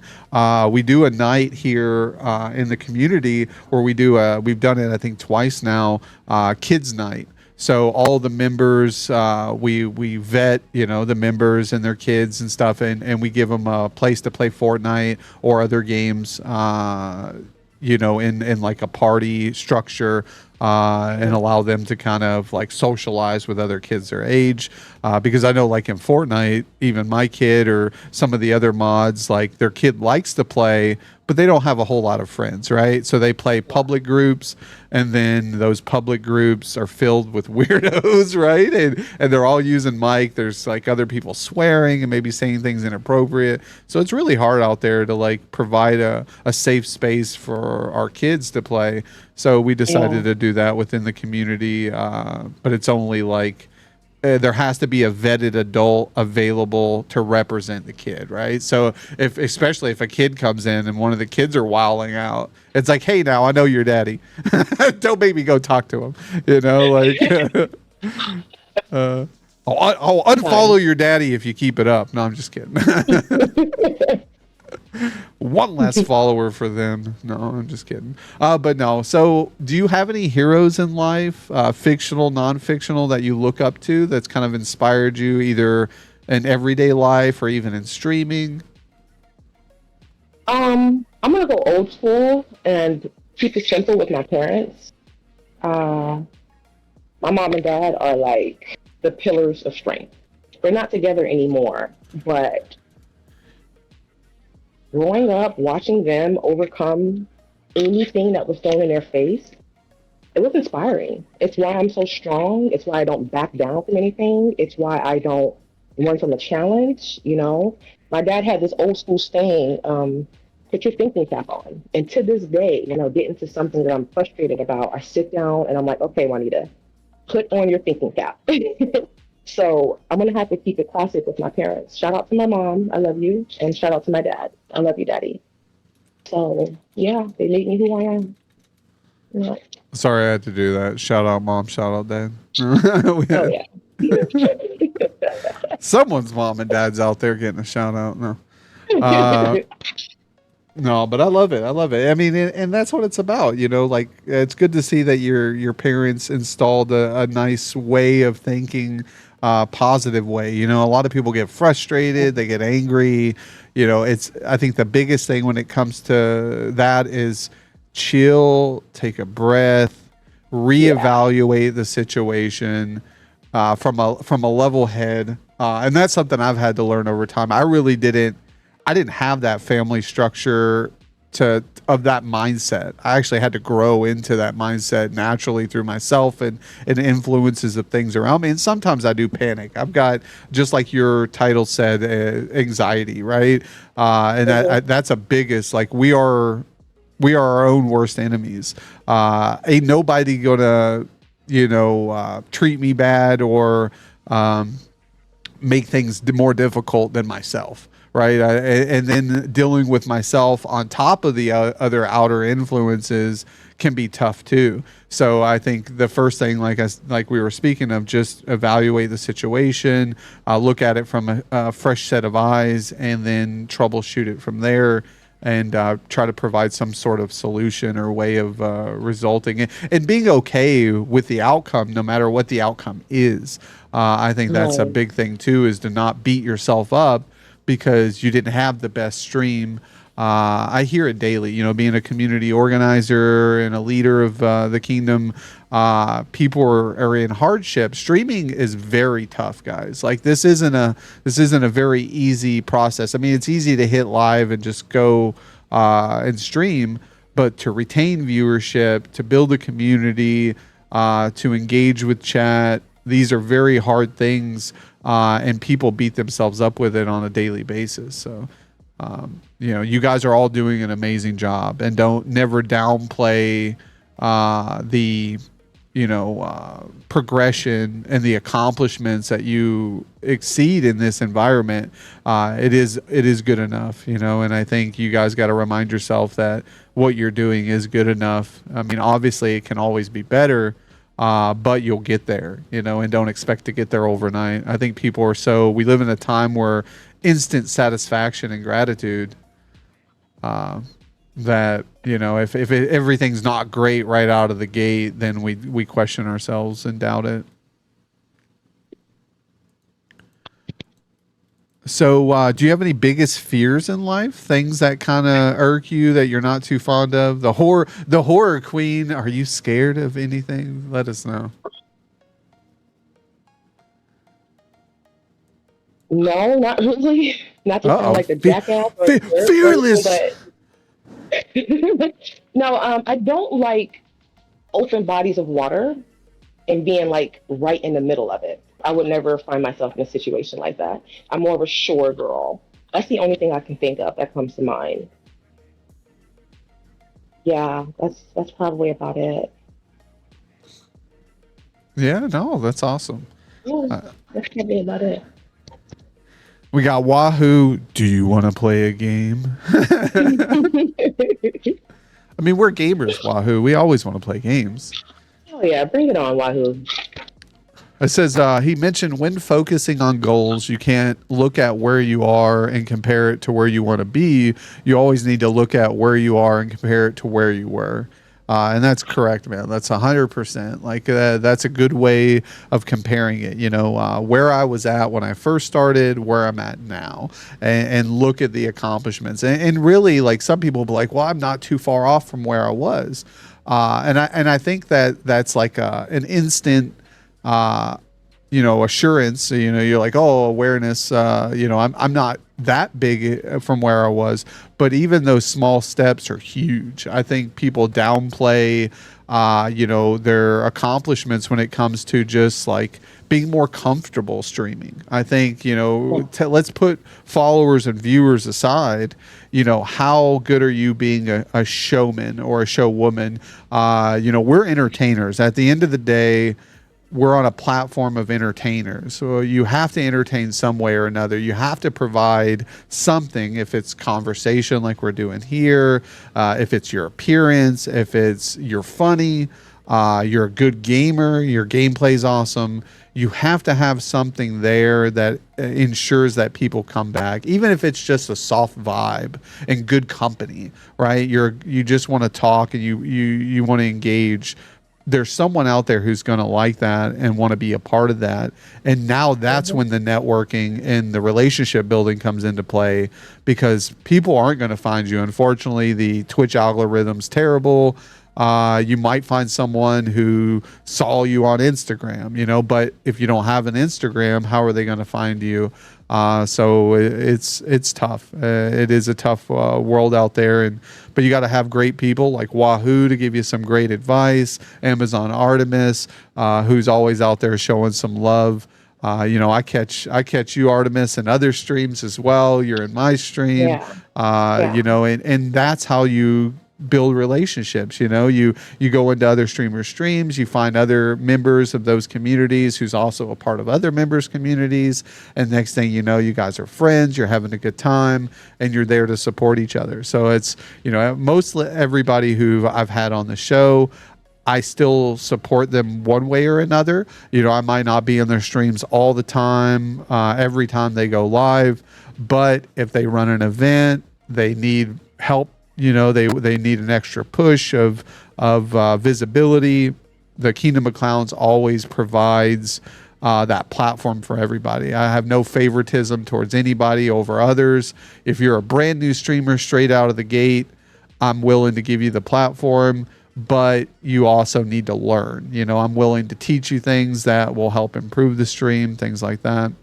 So it's just a process. That's all it is. And you want to surround yourself with nice people, because unfortunately, guys, to let you know, there are people out there who will take advantage of you. Unfortunately, that's the world we live in. They will take whatever they can get as long as you're willing to give it. And I've learned that the hard way, because I wear my heart on my sleeve with providing everything that I've created and gained here on Twitch. People are easily to take it up, use it up, and then once they've received everything they can get out of me, they go on their way. And that's fine too. Maybe I'm just that step in the process for them. But I'm not going to change how I do stuff, because I love everybody. And so speaking of loving everybody, thank you again, Amazon, for coming on the show, being here. Thank you guys in chat for being here. Showing love to Amazon. Nightmare said, I sucked, still practicing on my showmanship. And I sucked. I remember when I first started, I was like this. Just looking at my screen, playing Fortnite, just not saying shit to nobody. 0 viewers in my chat. And then someone would stop in. I remember one night I had a terrible stream. You know, I was growing. I had once in a while I'd have a couple viewers in. And I remember one night I went live and nobody showed up. It was like 2 hours into the stream, 3 hours into the stream. No one's even stopped in to say hi. And I'm like, fuck. Like my mood was low. And then someone finally stopped in. And you know what they said? Hey, you look bored. And I was like, fuck yeah, I'm bored. I was like, nobody's saying hi. And I was like, you're the first person to say hi. And you say, I look fucking bored? Of course. But then I later, you know, half an hour later, I ended stream. I was distraught. I was like, what a fucking terrible stream. I was like, I don't even know why I wasted those 3 hours of my life. Next morning, I'm like, you know what? Fuck it. We're going to have a better day today. We're going live. We're going to bring the energy. If some people show up, they show up.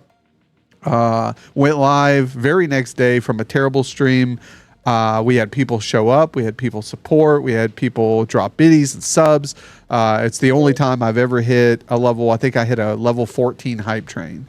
And it was immediately after my worst stream. So I went from my worst stream ever 8 hours later to my best stream ever in a flip of a dime. So if I would have taken that negativity from the bad stream and just thrown in the towel or maybe talked myself out of streaming the next morning, I would have never experienced the greatest stream that I had, right? So you just got to take it for what it is and keep moving on. Yeah, I agree. So we do like to ask a little bit about your activities. If you could do anything for a day, money aside, time aside, what would you do? What activity would you do or event?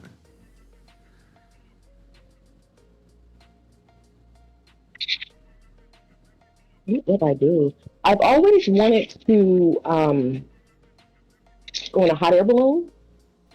So that would be nice. Maybe like a hot air balloon at sunset would be pretty dope. Maybe dinner at Hell's Kitchen. I know it sounds kind of cheesy, but I love Gordon Ramsay, and I would love to go to Hell's Kitchen out in Vegas. That would be pretty raw. Um,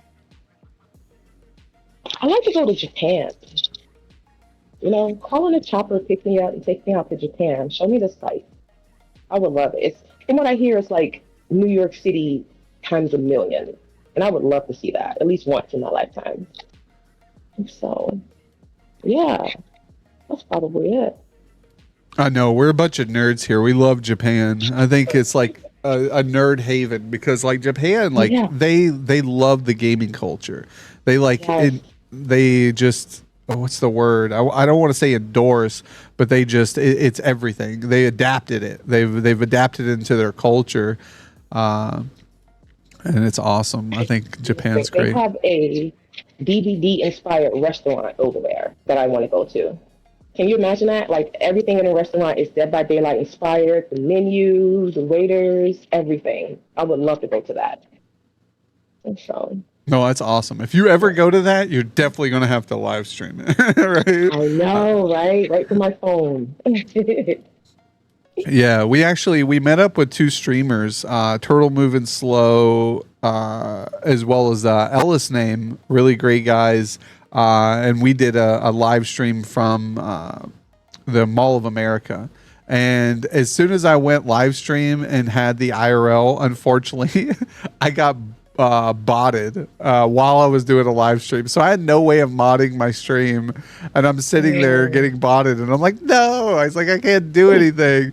But luckily, I had a couple mods who stopped in and they started, because not only did I get bot viewed, but I started getting botted in chat. So they were all repeating the same thing over and over. And I don't know what the hell was going on, but luckily I had some W mods, Leonessa and Zahabi, who are here right now, and they started hammering the band hammer down. But so definitely if any of you guys out there ever do a live stream, definitely be weary of that, because I think those people know that you're doing a live stream because you're in the live stream category. IRL category, right? And they know that you're not near a computer.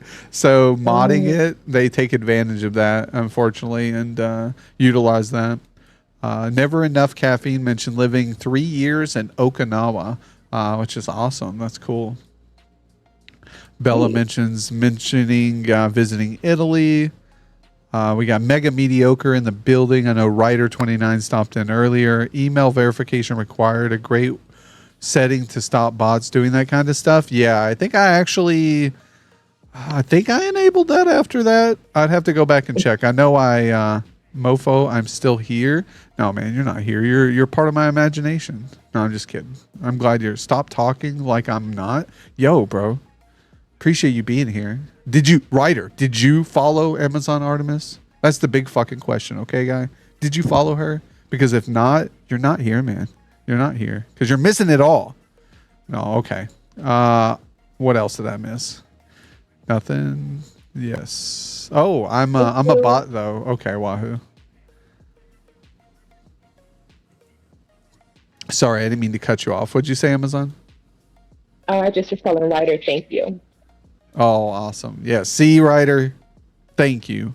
No, man, that's crappy because I wanted to do an IRL stream. Let's see here in September when I got a Falling in Reverse and Tech 9 concert. What? Falling in Reverse and Tech 9. That sounds amazing.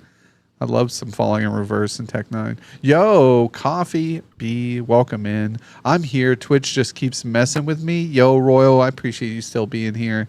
Thanks for vibing with us this morning. Let's see here. Coffee, how was your weekend? Happy Sunday to you, or Sunday, Jesus Christ. Happy weekend to you, but happy Monday. I'm still trapped in Sunday. I wish it was still Sunday. I wouldn't be going to work here. Me too. But here, I'm going to pull back up your stream or your page here, and we're going to check and see if we got any funny clips. Oh, goodness. I like to go to clips and we like to do all, see what your community has clipped.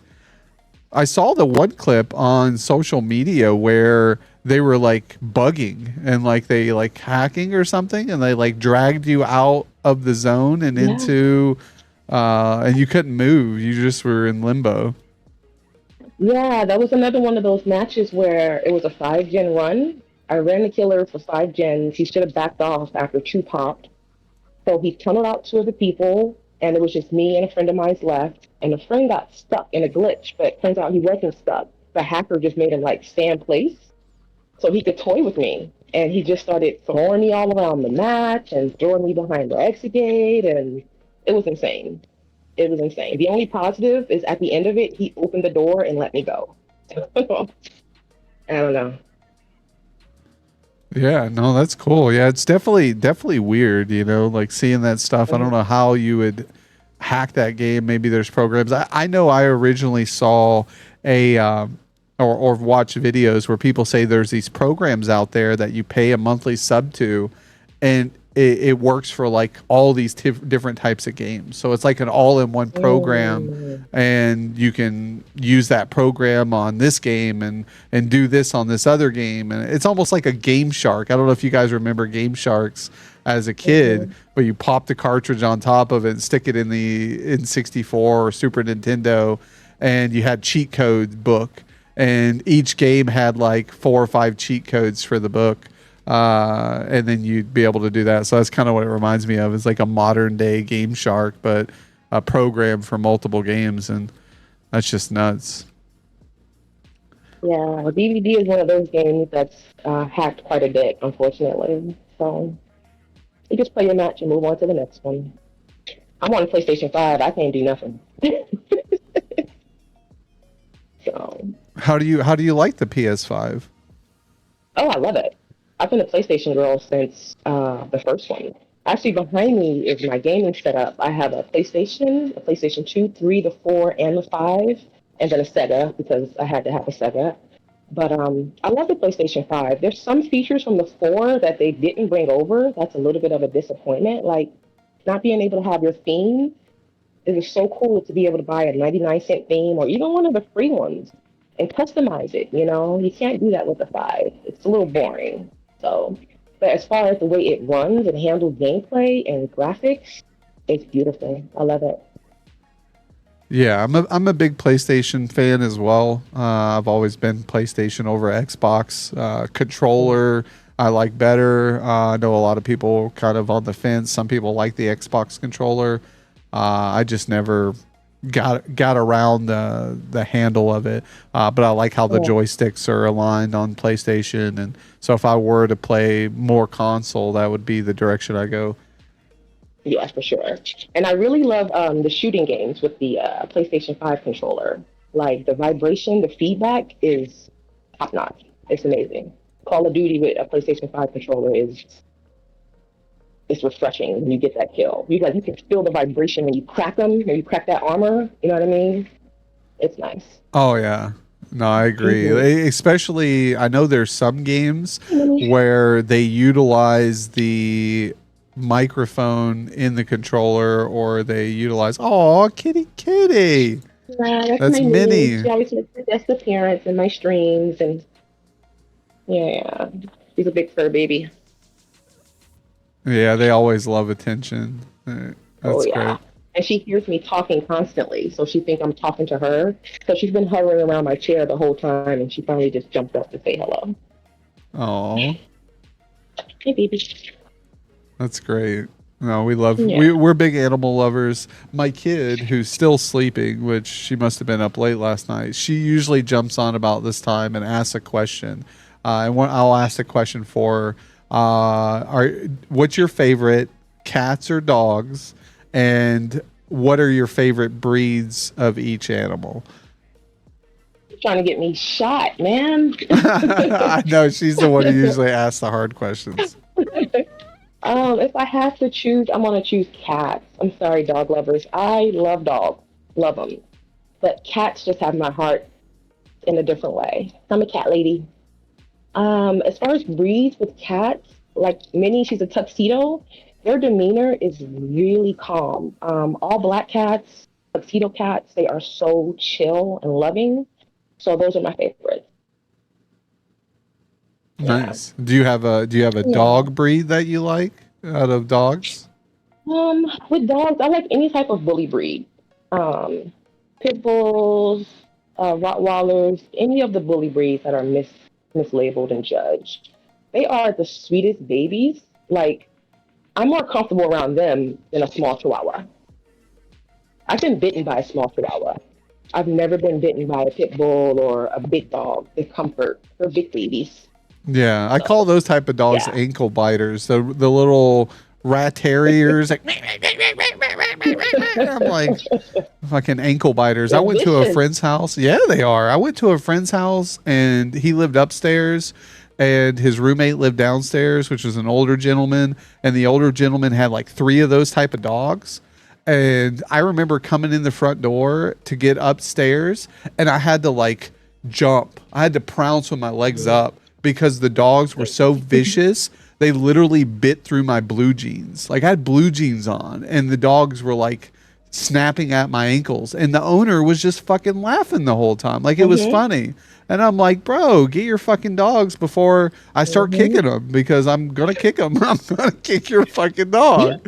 Like, yeah, yeet it across the room because what do you do? Like, I'm not going to let your dog draw blood and bite me through my pants. Like, but I felt bad because I'm a guest in this person's home, and I'm just like, I guess I got to hurry up. So I knew every time I went to my friend's house that I had to, it was like an RPG where I had to battle three dogs. It's like, all right, you got a health pot and you got a time second, to get upstairs. Here we go. But yeah, no, I love animals though. I love dogs. I love cats, same as you, but also I have to choose the cats. Yo, D Brick, thank you again for the biddies. Money, money, money, money, money, dollar, dollar, dollar, dollar, ching, ching, bling, bling. Yo, thank you. Royal said she has both as well.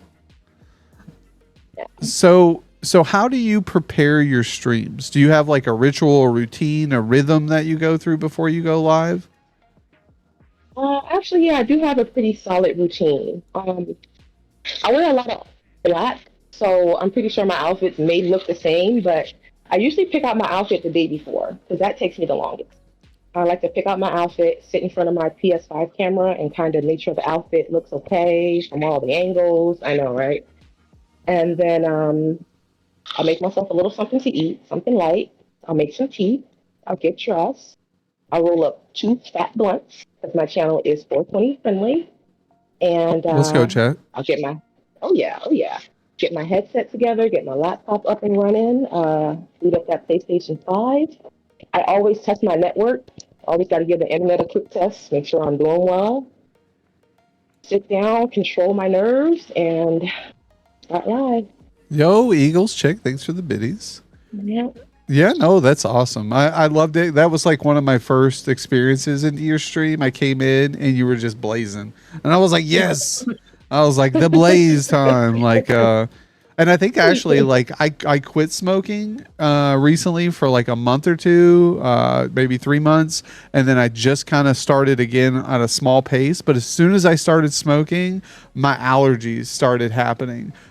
So it's throwing me off. Like I may actually have to quit fully again because of the fact of I'm developing allergies in it. I don't know if it's like what they spray on it, you know, how they treat their whatever they're doing.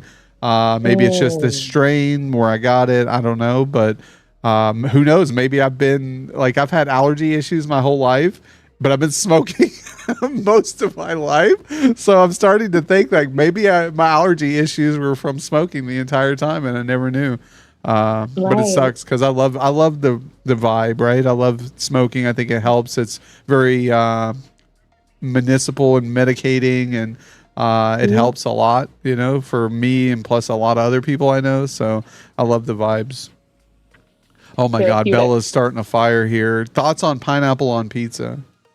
Oh, fuck no. Ugh.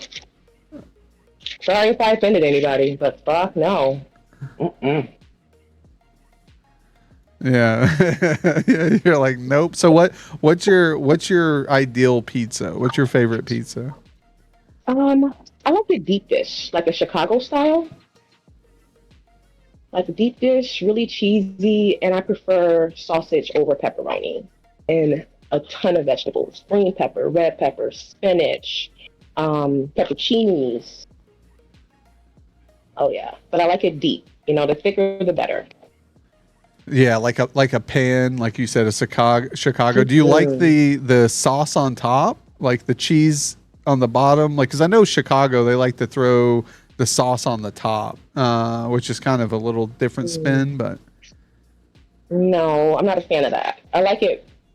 I like it normal style. I don't know if you guys heard of them. Is it Papa John's? They have all of your ingredients underneath the cheese. I thought that was genius. yeah, no, So I you think have like that all might your be. toppings. Yeah, it's really good. Yeah, no, I like that too. I think that is a good way of doing it. Gotta love the cheese on top because it holds it all in, right? You're not having like the toppings slide off the top or fall into the box. Exactly. And then the juices from the toppings kind of stay inside the pizza too. I like that. That's a great point. Like a pocket. Yeah, exactly. It's Yo, Super Wiki, welcome in. We got Never Enough talking about New York style horror. Papa Murphy's does that too. They call it the Chicago style. Yo, I used to like Papa Murphy's. It's like the take and bake place. We used to have one here in my town. They closed up, which I don't know why, but really delicious pizza. My favorite though is I'm a big fan of garlic. I love garlic cloves. You know, roasted them, throw that shit on a pizza. So they had like a veggie delight and it had garlic on it. Or they had like a chicken bacon garlic, I think. And I'd just order extra garlic on it, like pay an extra $1 or $2 and it'd just be riddled in garlic. And I loved the pizza. It was my favorite. But they stopped selling the garlic for some reason. They were like, nope. Yo, more love to Amazon from D. Money. Thank you so much, Dee. I love you.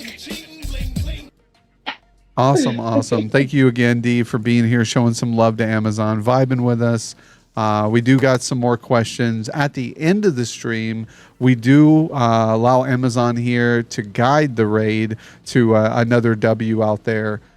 So if you're not streaming, which I think your schedule's again Tuesdays and Thursdays, but if you were to stream, we would be able to raid over into you. If not, we will go to an individual of your choice. But I still want to check out some of these clips. So we still got them up here. We're going to scope some of these. Do you know any of ones that, man, you got a lot of views on your clips too. So that's awesome. Yo, D.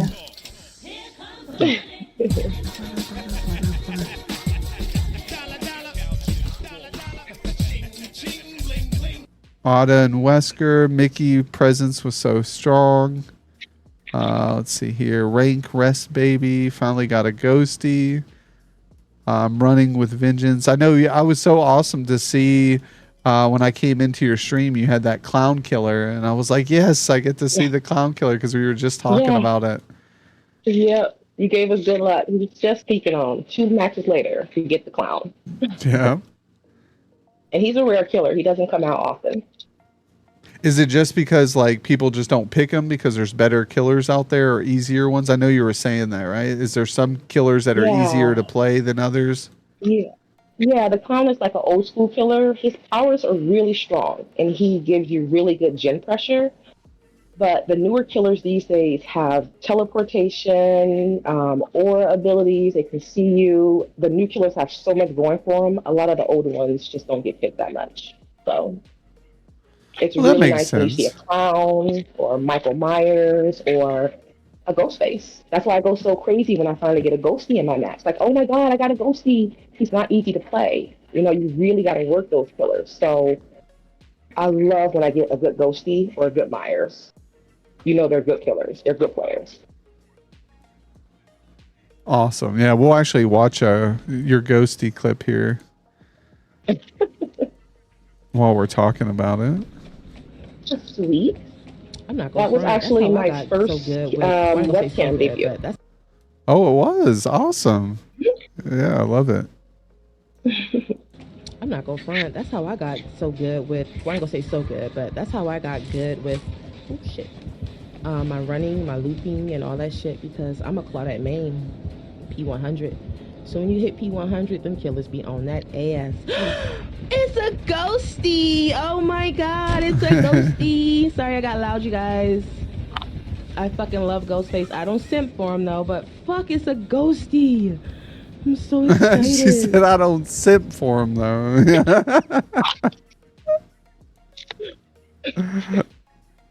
You gotta earn these cheeks. You gotta earn it. Because a lot of girls see Michael Myers and Ghostface and they immediately give them the game. Not me.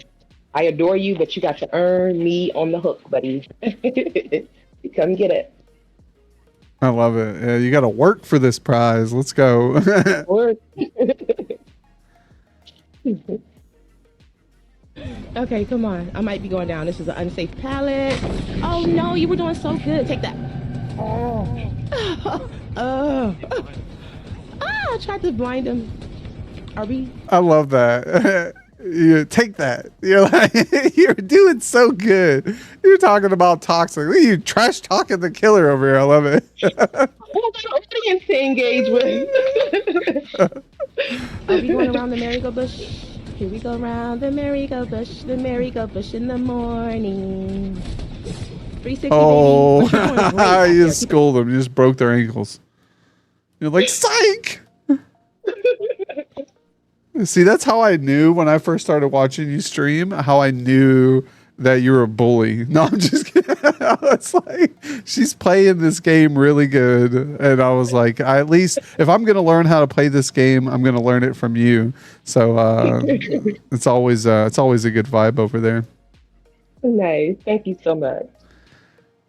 Yeah. And I like how you, like, that's the biggest thing of being a, being a good content creator and a streamer is like you do a very good job narrating and painting a picture of what's going on. You know, like I can kind of like you're keeping it engaged, you're keeping communication with your chat, with the audience, but you're also explaining what's going on while you're playing, and also just having a good time. And I think those two things together work really great for the stream. So if you guys who are new, just stopping in over the last half an hour, please, please, please go over, drop Amazon Artemis a follow, check out her stream. Plays a lot of DBD, some other games as well. Great vibes every Tuesday and Thursday night. Yo, Sweaty Snipes, welcome in, my man. Hope you're doing well. Hope you're doing well, man. Hopefully you had a great weekend. Happy belated 4th. And hopefully a good remainder of this week that we just started. So and that goes out to everybody in chat. You know, even though it's Monday, everybody's like, "Oh, Mondays, right?" But take it in a good vibe, and I think before you know it, it'll be the end of the week, and we'll be able to rest, relax a little bit. If not, I hope I'm able to catch your guys' stream throughout the week. If you're not streaming, well, hopefully you have a good summer week and find something enjoyable to do and stay cool out there. You know, like Amazon said, it's fucking hot in a lot of these areas of the U.S. right now, or getting overly saturated with rain. I know we're kind of one of those areas. So stay safe, stay cool, and stay hydrated. I think that's a big thing too. Make sure you guys are keeping that water intake and don't get dehydrated out there. Let's see here. We're going to go back to clips again. We'll watch a couple more because I want to see some more clips. Here we go. Rank rest, baby. Damn, he's back on them. Damn. So how are you? I'm confused here. How are you knowing what's going on? What are you looking at? Or is there something you're looking at? Because you're like, oh, they're back on them. Damn, he's back on them. You see the HUD on the left side with all of our names? Okay, you can yeah. know when a killer is chasing someone, when they escape, when they're doing a gen, all that good stuff. And that's actually pretty new. They just threw that in there for us not too long ago. So it's okay. Yeah, no, I like that. So yeah, without verbal communication between the members, you can kind of like see, like you said, when they're being chased, when they're hooked, when that's awesome. Yeah, because that's a huge point of like adjusting your gameplay, right? Depending upon what's going on. Instead of just guessing. And actually, I'm not even having a webcam right here. This was one of my very first live streams. The camera, no overlay, just me playing. Yeah, I like it. I mean, but even then, from the sounds of it, like you're very communicative, right? Like you're very engaging. There's no awkward silence. So like, as we were talking earlier, that's like what's crucial when being without cam is you need to talk, you need to narrate. So even now, like without having a camera, I'm asking questions. I'm wondering how you knew like what's going on. So that's awesome. Damn. Right. Oh, I see right there. They got Good out. shit. Okay. That's what I'm talking about. So I was going to get back in and see if they baby. needed assistance. Okay. But that's That's what I like to see. He was thirsty out there. Do you remember who was the killer in that game? it was a knight, and I actually loved the knight. Love going against him. He can summon up guards, so he can be chasing you alongside one of his guards. So he's one of the trickier killers to get away from, but that's why I like him. I love a good chase. I love it.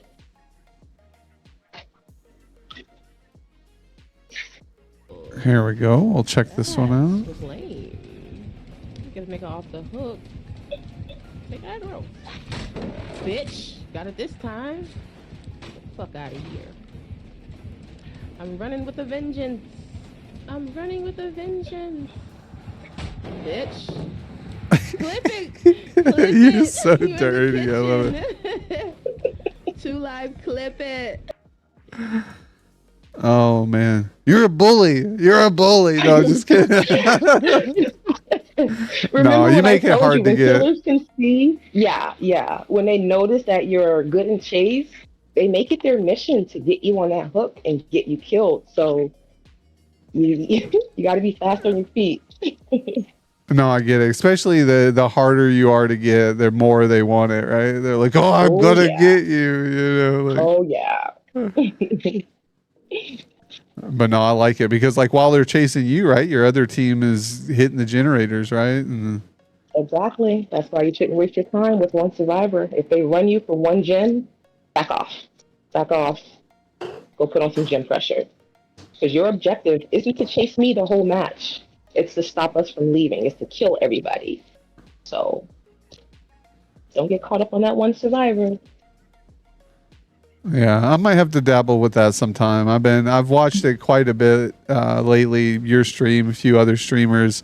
It looks fun. I've always, without knowing, I think that's why I've never really enjoyed it too much because I never knew what was going on when I watched it until honestly, you were one of the first streams where you were like talking about it more than some of the other streamers I watched. So I was actually learning through watching you play, while other times I watched streamers, I just was blindlessly not knowing what the hell was going on. Like I got the gist of it, right? Like here's the people trying to get away, and then the killers trying to stop them from doing the generator.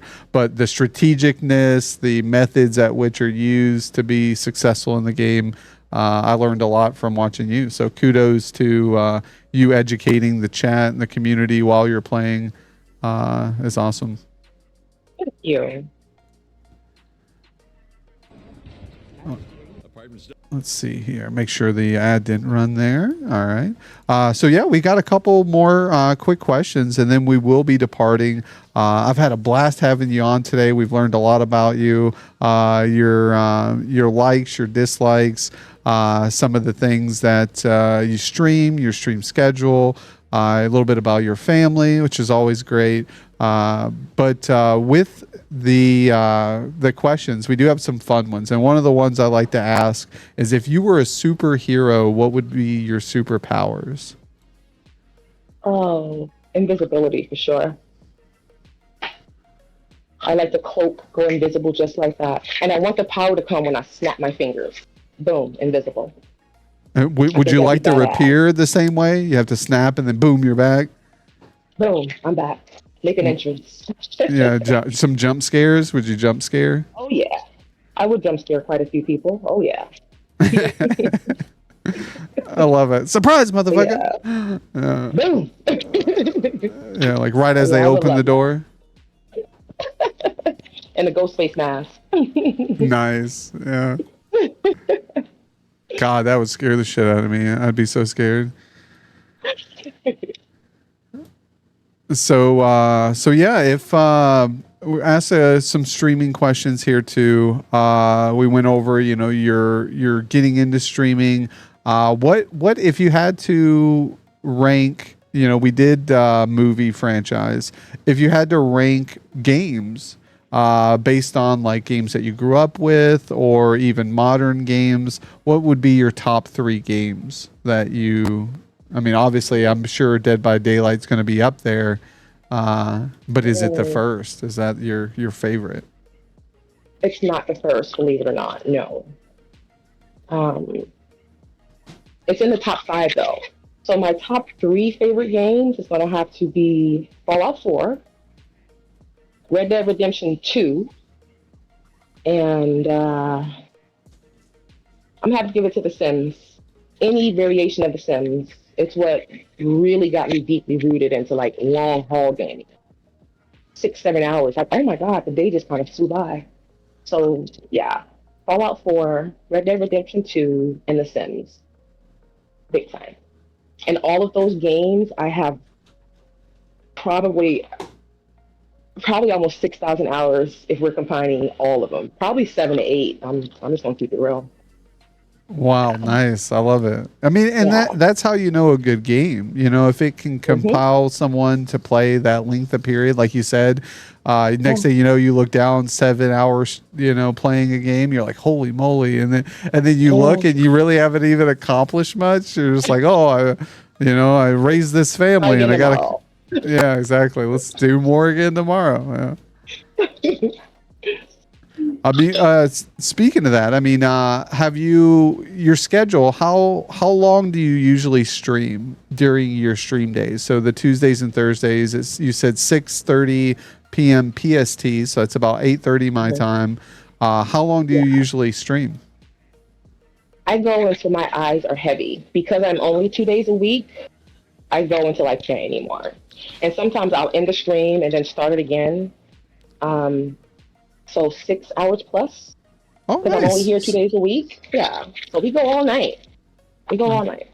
No, that's awesome. I like that, because like you said, I think for individuals who do 1 day a week, 2 days a week, I think long streams are great because, like you said, for someone like me who streams multiple times a week, I try to keep it short and sweet, to the Mhm. point. But if I was only doing 1 day a week, yeah, I try to hammer it out as well. I'd be like, all right, guys, we're doing an 8 hour today and have some fun because it goes by quick when you're streaming. Like we've been here hanging out, vibing for a few hours now, and it just seems like we just sat down and chatted. Yeah, yeah. And with a game like DBD, the matches themselves take long. You got to load into the match. They have to find other players. It is an MMR system, so they try to find players that's on your skill level, a killer that's on your skill level. So it takes time. So playing it for an hour or so, you might only have two matches on stream. So the longer the better with DBD, for sure. No, 100%. I saw that, and that was honestly one of the things that kind of threw me off with the game is there's a lot of downtime, and even during the gameplay, it is still a little, I don't know, it's not very, the word I'm looking, captivating for some. Right, Like without right. knowing the game, it was very hard for me to get in it. I always told people, I was like, man, I my two least favorite games to watch people play unless they're good or a great streamer like yourself. Like I think you're good at the game, but I also think you're a great streamer. So you hit both of the nails on it, right? So without Right. being a great streamer and a good gamer at the game, Dead by Daylight and Call of Duty were two of the biggest ones that were hard for me to watch. Like I was like, I don't Call of Duty, I know what's going on, but it's Call of Duty. It's the same thing. And I'm like, okay. But if I find a good Call of Duty streamer who's really good at it, then it's a little bit more enjoyable because I'm watching them kick ass and taking names. And the same with DBD. When I watched you, I was like, well, this is no offense to other DBD streamers out there, but when I watched you, I was like, oh, this is great. Like I'm watching someone who's interactive, who's explaining what's going on, who's giving some strategies or trash talking, as we saw, uh, and it's good. But you weren't like toxic about it. You weren't like, you know, like I've seen some. I've gone into some DBD games where like, it's just really toxic, and I'm like, holy shit! Like not only toxic for the Mhm. streamer, but also the other players who are playing in the game were very toxic. So like you said, it is a very toxic game, but it reminds me of like Overwatch. Overwatch is a pretty toxic game. I know some people say League of Legends is very toxic. Apex Legends, just a lot of games out there that people say are pretty toxic. Yeah, I agree, big time. I've even been stream sniped, and that's when a killer comes to your match and watches you, Oh and yeah. his play style completely changes. He's being sweaty, he's being tunnely, he's being extra, and I like to think it's because of the vibes I was putting out. I'm not talking shit, I'm not berating him, I'm just playing my game. You know what I mean? I'm having fun talking to my chat, we smoking, we having a good time, and I think they picked up on the vibes. And I had one, I asked, I said, are you on my stream? And he shook his head yes. I said, well, are we having a good time? And he shook his head yes. And it was a great match. We just wound up farming. Everybody got good points, and he let us go. So I think if you're giving out those good vibes, people will pick up on it. It doesn't have to be so toxic and nasty all the time. You know? Exactly. Everybody at the end of the day is there to have a good time, right? Like Yeah. even the killer, the survivors, yourself, and I think even during toxic moments, you can spin it pretty easily. And we got to remember that like we're in control of the outcome. So even if it's toxic, you can still be positive and change it around for yourself, Mm-hmm. but also for your audience and stuff. So that's big Mm-hmm. W's for keeping up and doing a good job. I think sky's the limit for you. I can't wait to see a year from now where you're at Mhm. when it comes to like, personal growth, your mindset, the community you're building. A lot of those great community members came in today. So I want to thank everybody who came in today, this morning, to show some love to Amazon Artemis, support her on her adventures and being on the Jokerdad spotlight. I think this is a huge milestone for not only me, but for Amazon here and for you guys to come through and show so much love. And I want to thank everybody part of the kingdom for coming in this morning, showing some love, saying good morning, wishing us a good, happy week. Hopefully your guys' week goes by great. Thank you, Mr. Vinjak, for being here, my man. Thank you, Zahabi, Ryder, Leonessa, Hurst, Royal Toughness, just all these big W's, Bella. You guys are all amazing for modding and keeping up the stream and doing your part. Eagles Chick still vibing with us. Thank you, Eagles, for being Yay! here. Jetty Boy still hammering it out as well. But yeah, unfortunately, we will be departing. So if there is a wonderful content creator and streamer that you would like us to bless them with your presence and on my presence today, we'd love to go over and hang out with them. All right, let's see here. Let's see who's online. Here we It's go. so early. Comes the money. Money, money, money, money, money, money, money, money, money, dollar, dollar, dollar, dollar, chain, chain, bling, bling. Let's go. D Sorry, with the I'm looking love. through it. No, you're fine. No hurries. We're just vibing. Wait, what you got planned for the rest of your day, Jokerdad? Just work, hanging out. I think today after work, I've got a friend of mine, me and him, we do metal detecting. So we go out, we use a metal detector and we find stuff. Unfortunately, a local here in town recently lost her husband and, very big community guy here in town. He ran a painting business and stuff like that, and the wife lost him recently. But in return of losing him, going through the memorial, she lost the last gift that he gave her, which was a pair of earrings. So one of the earrings had fallen out of her ear while she was out mowing the grass. So me and this older gentleman, we're gonna go look for her earring to hope find it as a memory, and she's trying to keep memories of her husband, and that was the last gift he gave her. So we're hoping to find that. So he's going out a little bit before I get off work for an hour or two before I'm able to attend. Hopefully he finds it before I get off work, but if not, he's going to come by, scoop me up, and we're going to go try to find this lady's earring from her belated husband. So that's kind of the plan for the day outside That of is working. absolutely amazing. Right. It's always good to give back. Usually we have people who just ask us to come find their like property stakes. They're like, "Can you tell me where my property line is?" And I'm like, sure, we'll come check it out. But it's fun time. Was fun hanging out, getting ready to start my stream. Hope you have a good rest of your day. Yo, Eagles Chick, hopefully the rest of your day goes well too. Happy Monday to you. And hopefully the stream goes well. If you're playing some Fortnite, hopefully you get some dubs. Yo, D-Brick, you spoil us. Thank you, thank you. Money, money, money, money, money, money, money, money, money, dollar, dollar, dollar, dollar, ching, ching, bling, bling. So yeah, what are your plans for the rest of the day? What do you got planned? I want to get some work done, and then I'm going to do a Costco run, get some groceries up in here, and cook dinner. And that's about it. Nice. What's plans for dinner? What are you going to cook today? I made spaghetti yesterday, so it could easily be like leftover day. So I'm not going to lie, my kid's not the biggest fan of leftovers. So I'll probably have spaghetti, but I might get a Costco chicken and she can devour on that with his side dishes. I'm not sure, but I'm not too above some leftover spaghetti. That's for sure.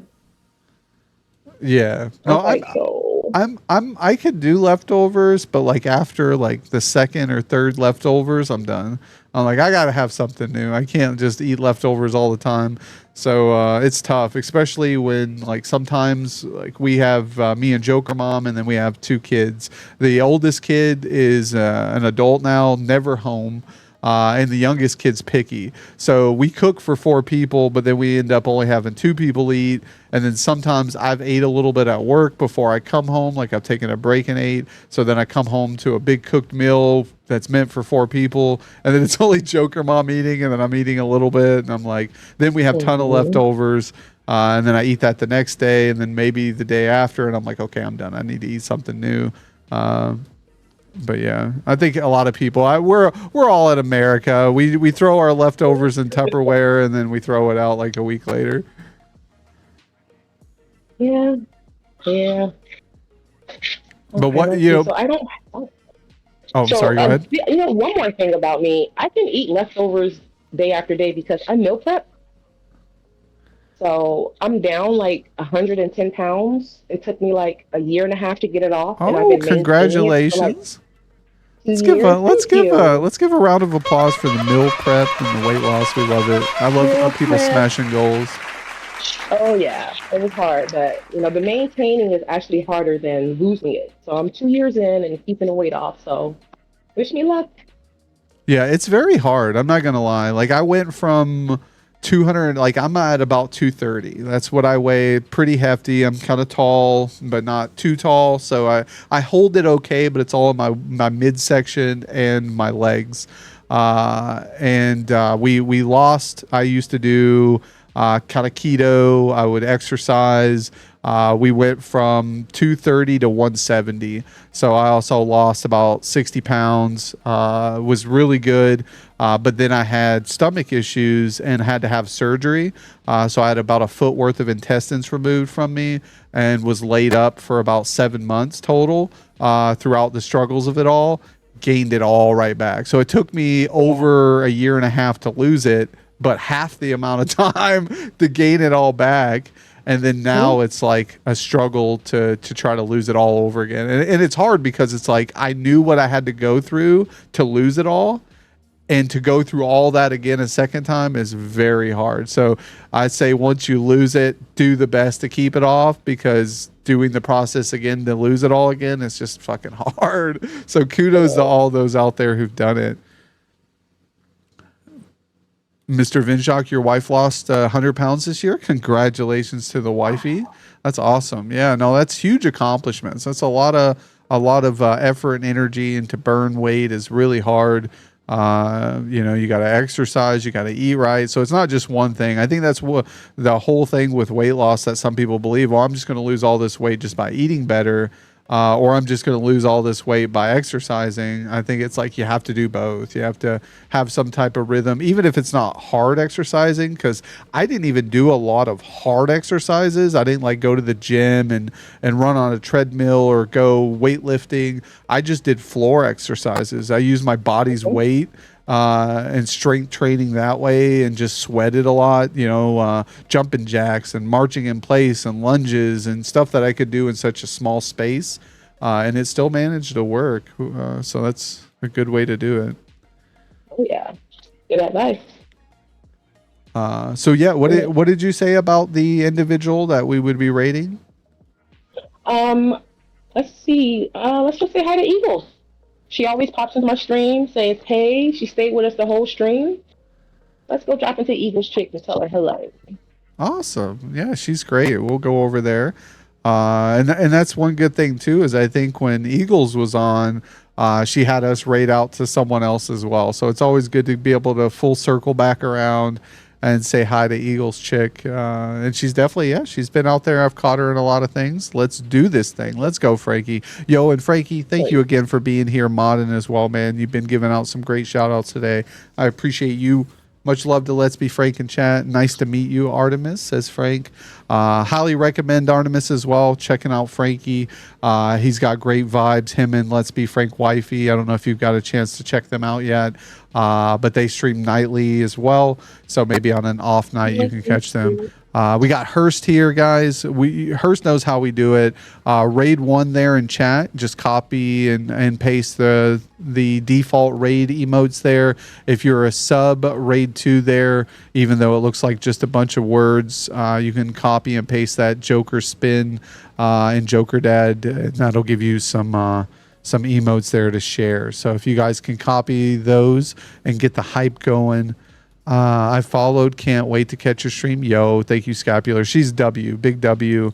And I always tell people, drop each other follows. You know, even non-guests here on the show. If you see them in chat, usually everybody in chat here are W's in my book. So, and if they weren't, I'd definitely let you know. Don't fucking follow that guy. You know, that guy's not a W, or that girl's not a W. But no, everybody's W's. I love it because, like, you know, before we go, I just like to say, you know, like, we're not all where we want to be, but we're where we're meant to be at the moment in life. And I think that's a big learning experience, a big thing. Like, obviously, I think a lot of people want to be somewhere better and bigger than where they're at. But I think it makes us appreciate it more once we hit that milestone, even if it's small steps. So keep up those small steps, Chad. Keep doing what you do, what you love. And that's the most important thing. Make sure that you're loving doing this. If you're a content creator and streamer, the passion and the love needs to come first above everything. And I love doing this. I love having W guests on like Artemis here. Just straight solid vibes. We love it. So keep doing the great job, Artemis. Like I said, I can't wait for a couple months, a year from now, just seeing where you've grown. And like I said, not just follower count, not just viewers, but as an individual. You know, I can't wait to see in store. And but yeah, thank you again for taking your Monday morning, spending it with me and the chat and the community. Yeah, big W. Thank you so much for having me, Joker. I really appreciate it. Your community is amazing. It's so welcoming. Thank you so much, guys, for tuning in. I appreciate it. Mwah. Yes, chat. You guys are amazing. She is not lying. You guys are W's. So we're going to get over now to Eagles Chick 420. I'm trying to get my creator dashboard pulled up here. I need to see another thing why I'm an amateur. I got a stream deck, which was gifted to me by a great community member who I actually work with, but I have not completely set it up. I think I like half-ass set it up. And then, so I know with the stream deck, I could hit a button and then it'll pop up all the people I've followed. Then I can just click a button and it'll auto raid whoever I want. But I guess haven't gone that direction, so we have to manually do the raid here. So I appreciate everybody sticking around. Let's see, make sure she's on and ready. Eagles Chick 420. Yep, she is. She's playing some Fortnite. So let's go over. About 10 minutes in, she's in a car. I love it. The new car season. Go figure. But yeah, let's go over and say hi, guys. We appreciate everybody. If you ever need help setting things up, man, just DM away, my guy. Yeah, Mr. Vidjok, for sure, bro. And I want to talk to you about future involvement here in the kingdom if you're interested as well, Mr. Vidjok. But yeah, man, thank you for being here. Thank everybody. Scapular, you have a good day as well, Scap. Give A-Heart a shout out to me. Tell him Jokerdad said hi, and hopefully you guys have a wonderful week. Wahoo, thanks for being here as well, my man. Let's go ahead and start the raid chat. Get those emotes ready again. Raid 1 here for followers. Raid 2 for subs. And let's bless her Monday. Let's hype it up, guys. Hang out. If you got, 5-10 minutes, half an hour, whatever you got to spare. I know everybody's been here for a long time. But stick around. Let's at least show some love for a minute or two. If you got to go, I understand. Drop the lurk. But stick around if you're able. Thank you guys so much. Happy Monday. And I will be seeing you again on Wednesday. And thank you again, Artemis, for such an amazing time today. Anytime.